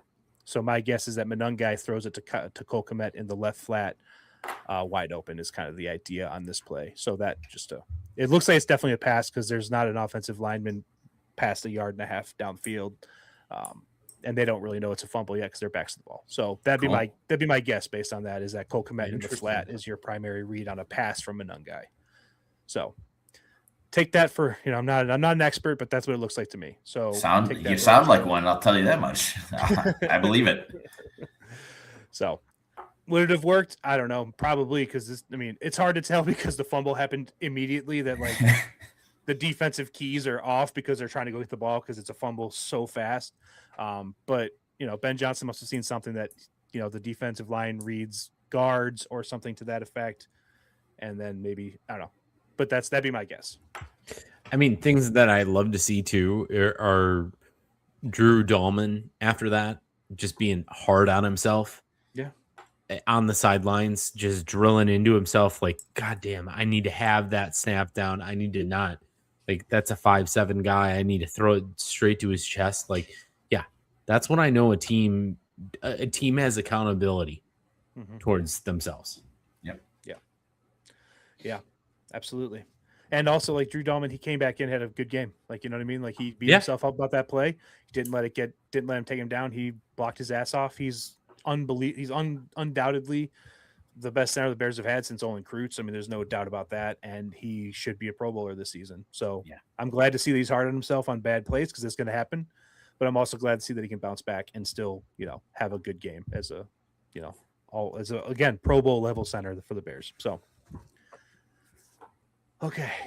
All right. Well, I think that's going to do it for Bears.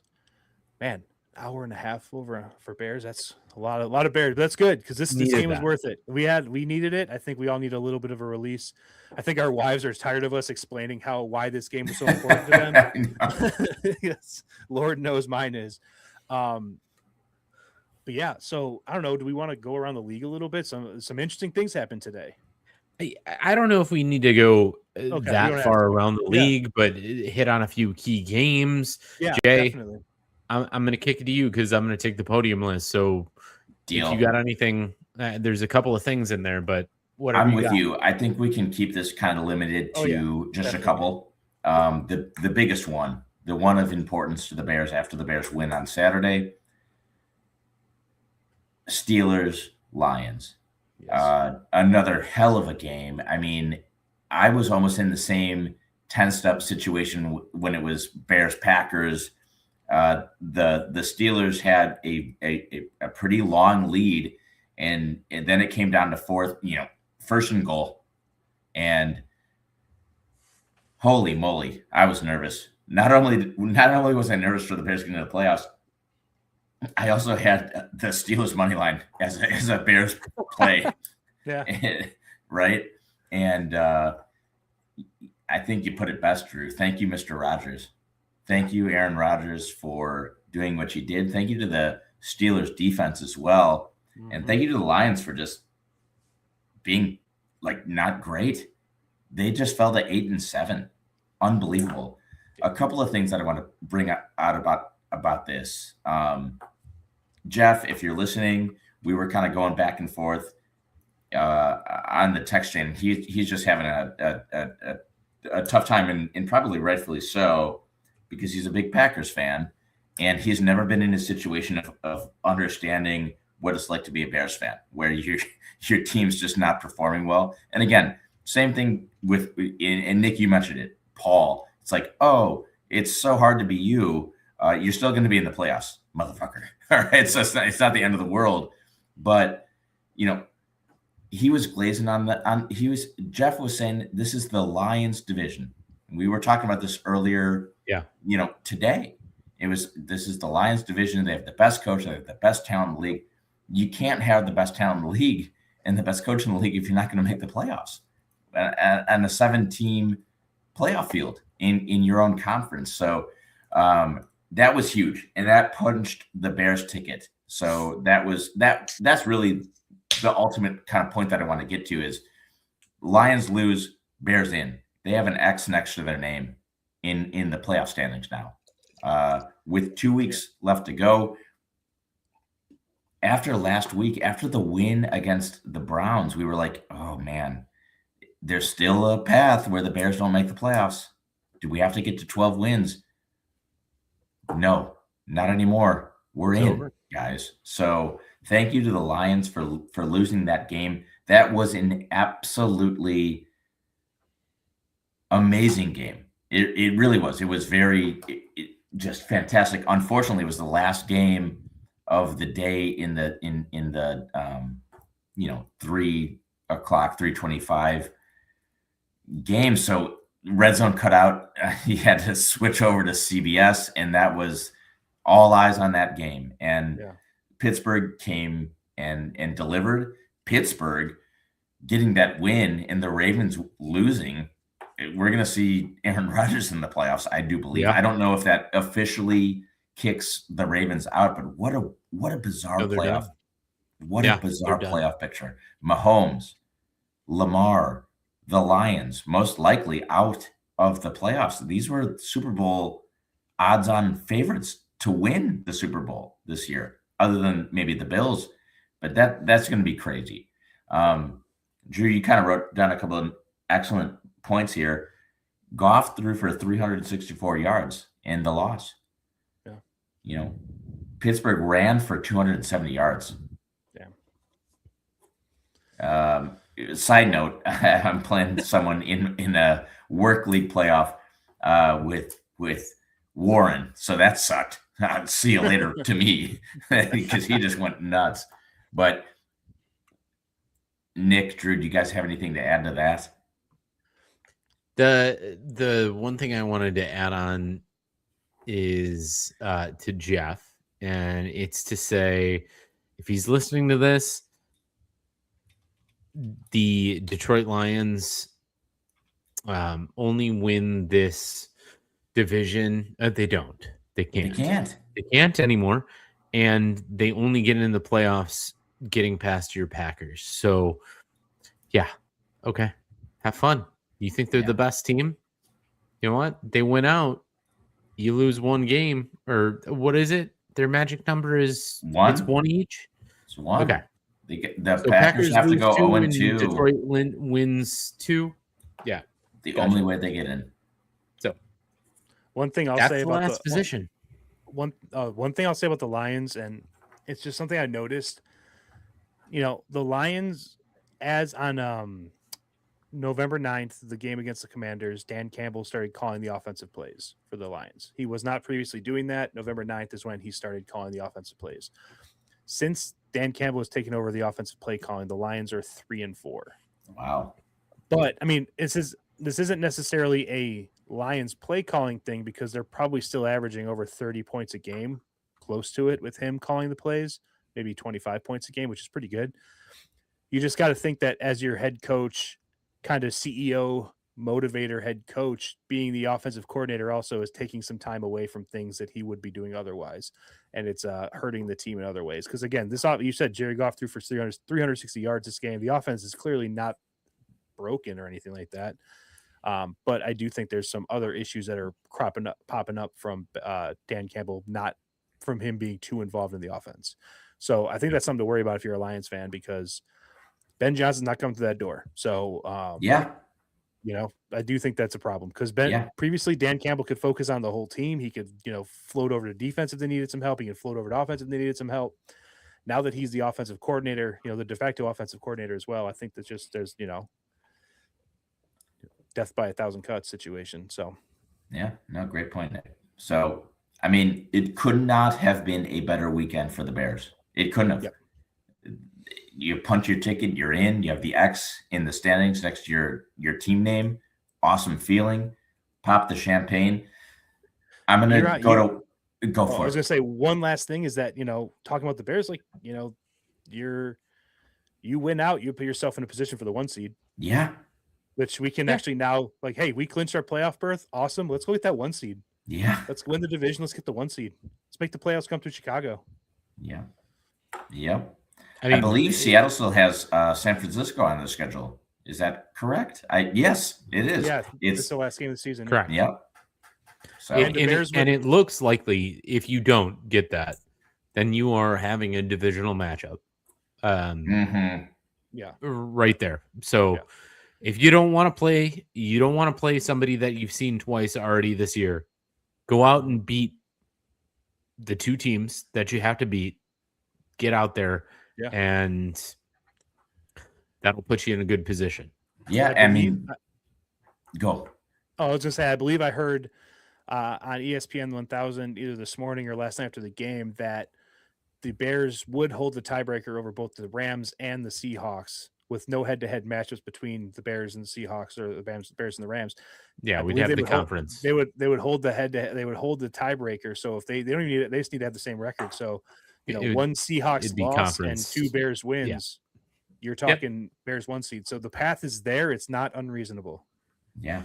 Bears would go 9-3 in conference. Seahawks would go 8-4 in conference. Yep. Yeah. So we'd have it. That's rock.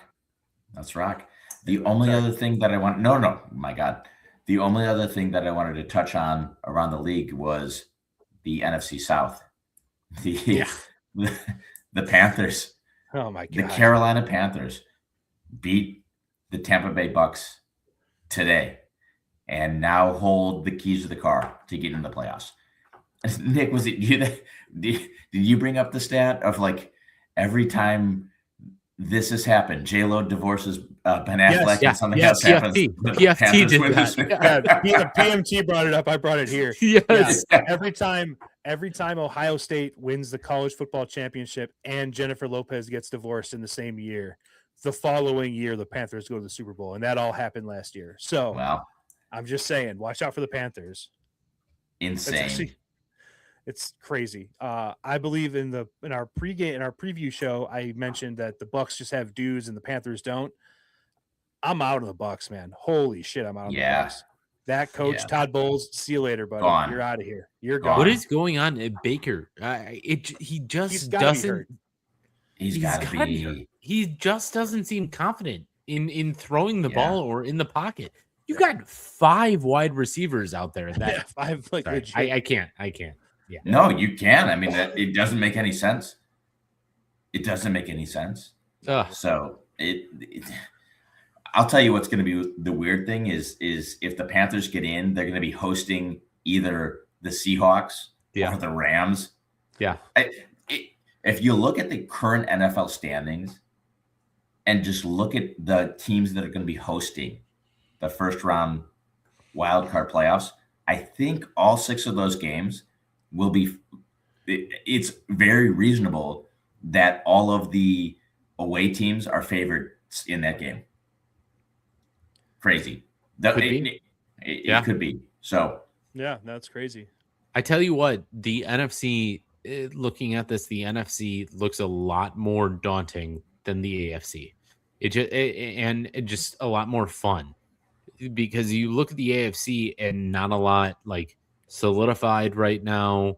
Obviously, New England winning this solidified them, and a couple other teams. But you've got Jacksonville in there who had a great game with Denver. Yeah. Buffalo looking like they're going to be the 6th seed. Houston in there, it just looks a lot less daunting to me. But NFC, man, we got 2 teams we got to play that are going to be very tough. Yeah, very tough. Yep. Let's hope the Lions are mathematically eliminated by week 17, so we don't have to worry about Lions AF. I'm sure it'll still be there. Dan Campbell's not a guy who's going to throw in the towel, but it would be nice to have them not playing for their playoff lives in week 7. See, like Ross Detweiler or whoever their backup quarterback is. Yeah. Yep. I believe it's Hendon Hooker is their backup, but yeah. Okay. There you go. Yeah. I was just looking at something earlier. Sorry. I just had that on my mind. Anyway. Right on. So, hey, I think we can make the Around the League a little bit more abbreviated this week. I mean, this was an emergency pod for the Bears. So, credit where credit's due, time where time is due. Drew, do you want to take us to the podium list? Yeah, let's do it quick. Jay threw out a perfect thought for the podium list this week, and the podium list this week is brought to us by the fuel of Glen Rock Pop, Lake County's legendary soda revival, crafted in pure cane sugar, poured into classic glass bottles, and bursting with nostalgic flavor. Glen Rock is more than just a drink; it's a hometown icon. Whether you're sipping on orange cream soda or Nick's personal MVP, the all-new lime, Glen Rock is bringing the joy back to every corner of Lake County. Want to catch their pop-up trailer in action? Follow Glen Rock Pop on Facebook for the latest event stops. Ready to stock up? Head to glenrockpop.com to find your retailers near you. From tailgates to game days, Glen Rock Pop is the ultimate sideline sip. Don't just drink, celebrate. All right. We're talking our favorite types of cheese. All right. Gotta just have a side note mention here. I did have mac and cheese. This was mac and cheese tonight. This was not an intentional thing, but I felt it when I was doing it. I grated 3 blocks of cheese tonight for that mac and cheese, and it felt great. Felt great. Felt you know, good. side note on cheese grating, the DJ Moore, Yes, sir. Yeah, in the good, better, best in the post game rally was one of the more enjoyable things I've ever seen, because that just kind of came off camera, and then he was there with a giant cheese grater hat, and it's like, this is everything I wanted to see. Yeah. It was great. I didn't get it at first. I was like, "What is this? What is it?" And then I was like, "Oh shit! Okay, all right." They're leaning into this. I saw that immediately, and I was like, "Oh!" Like, it was such a great reveal too, because it was like a movie almost. Like the reveal, it was. Like the timing of it was so funny. Yeah, it was great. Maybe I was hammered. Maybe I was like, "Is DJ?" I certainly was. Is DJ like something like? Dude, I wasn't. I didn't have not a Puma. I had like 2 beers last night, and I woke up like I was hungover as fuck. I think it was just the stress. I couldn't go to sleep. Hangover. I didn't go to sleep till like 2 in the morning. Yeah, it was late night. pure adrenaline. Yep. All right, well, we're going favorite types of cheese. Let's do it. Podium list. As you all know, we're going 3. Hey, Eric, how's it going? Glad you're joining us late night here. What's up, Eric? Hell yeah. But we are doing 3 picks. We're doing our gold, silver, and bronze picks. It goes in an order of 1, 2, 3, 2, 3, 1, 3, 1, 2. And today's order goes 1 in the 1 slot, Jay, in the 2 slot, Drew, in the 3 slot, Nick. So Jay, you got the 101 with cheese picks, dude. It's a good one to have. Man. What do you got for me? It is. I'm gonna keep it basic. I'm gonna keep it within the navigational beacons, and I'm gonna take cheddar cheese. Very versatile. You know, you want a taco night, we're sprinkling a little bit of that cheddar on there. You want to have some mac and cheese. You want to serve it. You know, you're having people over. Who doesn't like cheddar cheese? Cheddar cheese. 101. That's what I'm going with. Yep. Yeah, I think cheddar's just that simple block that can go on anything. Could go on your Mexican, could go on anything, continental, anything you got out there. Cheddar cheese, eggs, got that taste. Tastes like cheese. Yeah. It's got to be there. So yeah. I didn't want to take that 101, but it has to be 101. You know? Yeah. Absolutely. Yeah, I'm going a little less conventional. This is my sandwich cheese, and I will have it on every sandwich, whether I'm going to a deli or I'm going to just a sandwich chain. I'm going with Munster. I love a good slice of Munster. I am a sucker for a Munster grilled cheese sandwich. That thing, that gets me. Yeah, hard to disagree. Very, very vanilla, but that's what makes it so very excellent. Basic. Bitch. You know what I mean? Cheese. Oh, well, all right, Nick, what do you got? I'm very happy this lasted to me. So I'm mozzarella is what I'm taking here. Okay. Proper pronunciation. I'm taking mozzarella. I mean, mozzarella, just you put that on anything. Italian, get some mozzarella sticks. Like any mozzarella is just, I love mozzarella. So that's my number one. So to take it at the third overall, I am thrilled with that. So Yeah. give me mozzarella. Very versatile cheese right there. Yeah, Very versatile. I think I fucked up. I think I messed up. The mozzarella sticks. Didn't think about that, but hey, you did right. I like it. Yeah. My second cheese is it's a blend. I'm a Colby Jack guy. No. Yeah. Colby Jack. Give me one of those. That was a second cheese I normally blend into my mac and cheese. Mm-hmm. And also that's yes, it is a basic white bitch cheese a little bit when you're throwing it on a sandwich, but at the same time it covers all that. You got the white cheese, you got the yellow cheese in there. It gives me some taste. So yeah, Colby Jack for my number two. Love that. Had it on the list. Good pick. Yep. Me too. Just as a side note on cheeses, it's Christmas time, so I make a lot of dips around this time. Maybe a spinach artichoke situations happening. I was trying to find a pepper jack, just shredded, like you go to the cheese section in a grocery store, and all of the bags are hanging where they are, and it was like an I Spy game. I could not find this, and it was right in front of my nose, but I could not. It took me 5 minutes to find this goddamn bag of cheese.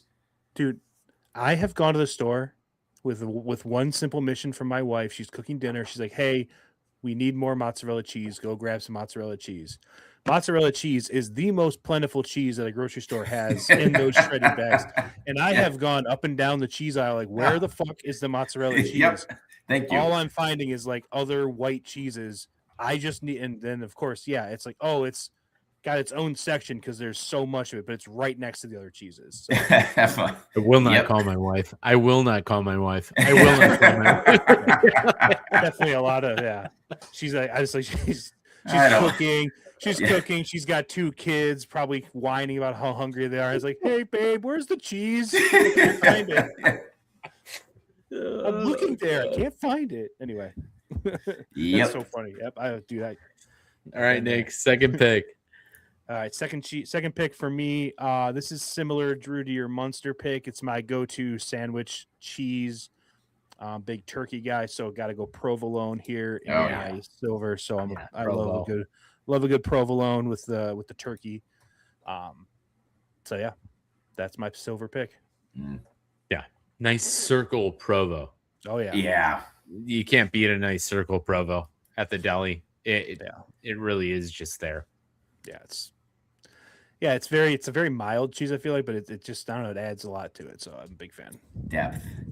Yeah. Yes. All right. I'm gonna go off the rails, guys, and I apologize, but this is one of my favorites. It's not versatile. It's very specific. But blue cheese. A little mold. A little mold never did anyone wrong. Yeah. I'll tell you what. There's 2 situations where this is just highlighted incredibly well. Martinis, a little blue cheese stuffed olive. Yeah. And you're hosting, and you're elevating, and you take out a nice blue cheese, maybe from a Whole Foods, something like that, and people are going to have a conversation about it because they're either going to hate it or they're going to love it. And there's really no in between. But I'm on the love side of that cheese. I get it. It smells terrible. It tastes terrible. But for whatever reason, I love it. So blue cheese is going on the list. Probably could have had that in the Bronx. Probably could have had that whenever I wanted. Blue cheese. Yeah, not a blue cheese guy, but my friends, like, you guys, or you, and then also my buddy Ross, who is a listener, and participated in the Guillotine League this year. He is a big blue cheese guy, especially like wings blue cheese. Like that's his go-to. So I know that, yeah, you're right. It's a love it or hate it thing. So Yeah, I respect it being on your board. I appreciate that. Yeah. So you're a blue cheese over ranch guy? Oh, yes. I'm actually pretty vocal about that as well. Wings, especially if it's. I'll fight you. I'll yeah, fight you. You're dead. Blue cheese or death. Okay. Blue cheese or death. All right. Hey, that works. All right. Back to you two. Nick J, then me. All right. I am going to take probably a slightly not controversial pick, but just a very non-cheese guy pick here.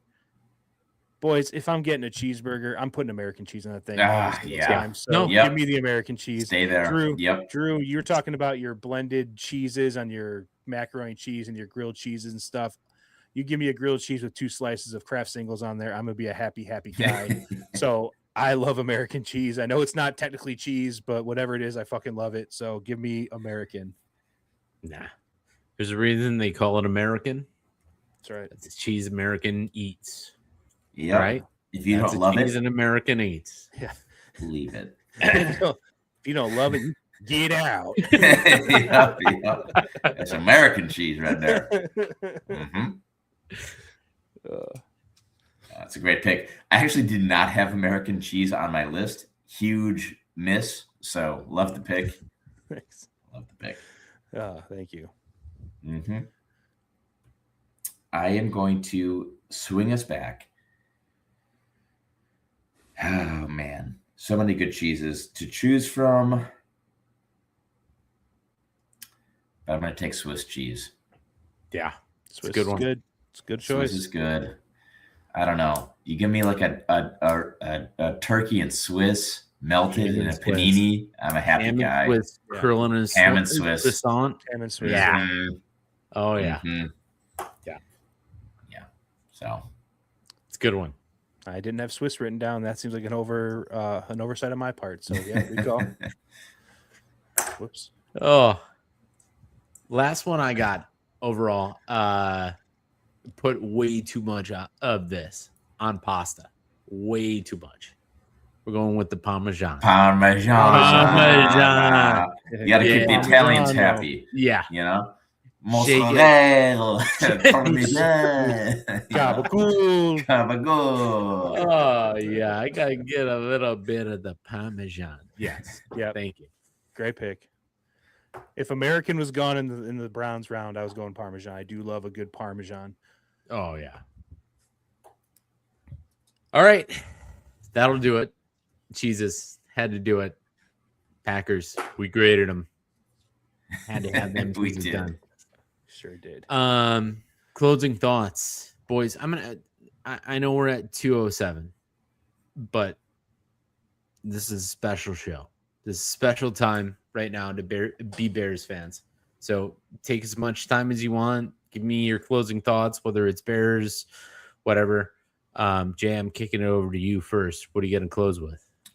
All right. I'll keep it short and sweet. Tomorrow marks the first of my oldest daughter being off of school for 2 weeks. I've never had to deal with that before, and I have no idea what to do. So this is the first, and I am excited and scared. And I still have to work, but she doesn't, and I don't know what to do. So it'll be fun though. Yeah. We've got a plan. Daddy might call out of work tomorrow. No, I'm kidding. I'm not. But if any of my work colleagues are listening, I'm definitely not sick right now. Yeah. I am sick. He's good. He's good. Yeah. Not for him. Something like that. Whatever gets me out of work tomorrow, I'll say anything. Yeah. But it'll be fun.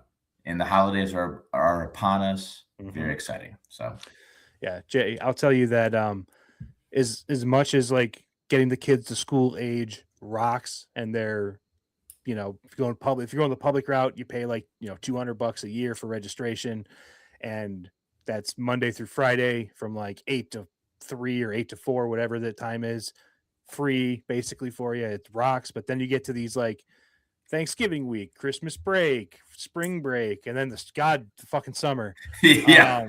It's just like it really kind of emphasizes like, God, this kind of sucks. But you know, you get some tablet time, some TV time, maybe grandma and grandpa want to come by and say hello, stuff like that. So that's kind of those are some of the old tips of the trade I would throw your way. I appreciate that. Grandma and grandpas have been the bat signals in the sky. I'll tell you that much. Oh God, absolutely. Oh boy. All right, Nick, what do you got? Closing thoughts this week? Yeah. So I'm also going to keep mine kids related, but I'm also going to bring it back Bears as well. You know, this season has been so much fun. The Bears have just come back from the jaws of defeat so many times this season. And whenever the Bears play a primetime game, it seems like my son comes to me because on Bears game nights, my wife does bedtime. And he'll come to me around halftime of the game, and he'll be like, all right, I'm going to bed now. And this is my older son, Jack, who's super into football right now. That's all he talks about is football. He's 7 years old, 7.5. He loves football. He just thinks about football all the time. Like we'll be talking about something else, and he'll be like today he asked me who my like third favorite Bears player was, like just out of nowhere. So it's just like he's always thinking about it. So anyway, he comes to me last night, and he's like, all right, mom's taking me to bed now. I'm like, all right, good night, buddy. And he's like, what's going on in the game? I'm like, and I think the Bears were down like 13-3 at the time or something like that. Or maybe it was like, I don't remember. Maybe it was 16-6. They were down by 2 scores, and it was late, and it was not looking good. And I was just like, fucking Bears suck. This team, all they do is let me down. They're never going to win. They're going to lose this game. And I got to stop doing that because the Bears have proved me wrong so many times. And I mean, he was very happy when he woke up this morning. And I told him what happened. We watched the replays of everything that happened. He was thrilled, but yeah, I felt bad. I put him to bed in a bad mood because I was in a bad mood. You know what I mean? Like he's a big Bears fan. He was really bummed last night, but he did get to wake up to a surprise. I will say I kind of tipped him off. We had the we have the elves, Elf on the Shelf. Elf on the Shelf, and last night, those little rascals went out in my garage and they found my Bears flag and they hung it up and they were hanging out by it. And that's how the kids found him this morning. So I think they kind of had an idea. So that was pretty fun. But anyway, yeah, I think I just need to, be like, hey, they're losing right now, but we've seen crazier things happen. So they might win. We never know. They probably will based on what we've seen this year.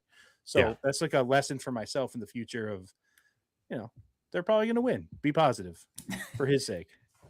Get it done. That's it. Yeah, that's it. All right. I've got the shortest and sweetest closing thoughts this week, and it's the title that I titled this episode. We are not going to get many of these, Bears fans. We could in the future. We haven't in the past, but this was a complete and total Merry Christmas to Chicago. Love the Bears. So just enjoy it. Enjoy that game. Enjoy what happened. And love it as much as you possibly can because Chicago Bears are here to stay. We love all of you. Thank you very much for joining us for another. What did Eric just say? Eric's comment was fantastic. He's 100% right. He's 100% right. 100% right. He does have credit on Nick being here in the present today. Yes, thank you. Appreciate it, Eric. Yes. There you go. So happy holidays, everyone. We'll probably get a preview in the next couple of days, but we'll let you know where that happens. But we appreciate you for being here with us. And as always, everyone, happy holidays, and we will catch you on the flip side. Thank you for listening to the Barely Qualified podcast. Like, comment, subscribe for more on a bi-weekly basis.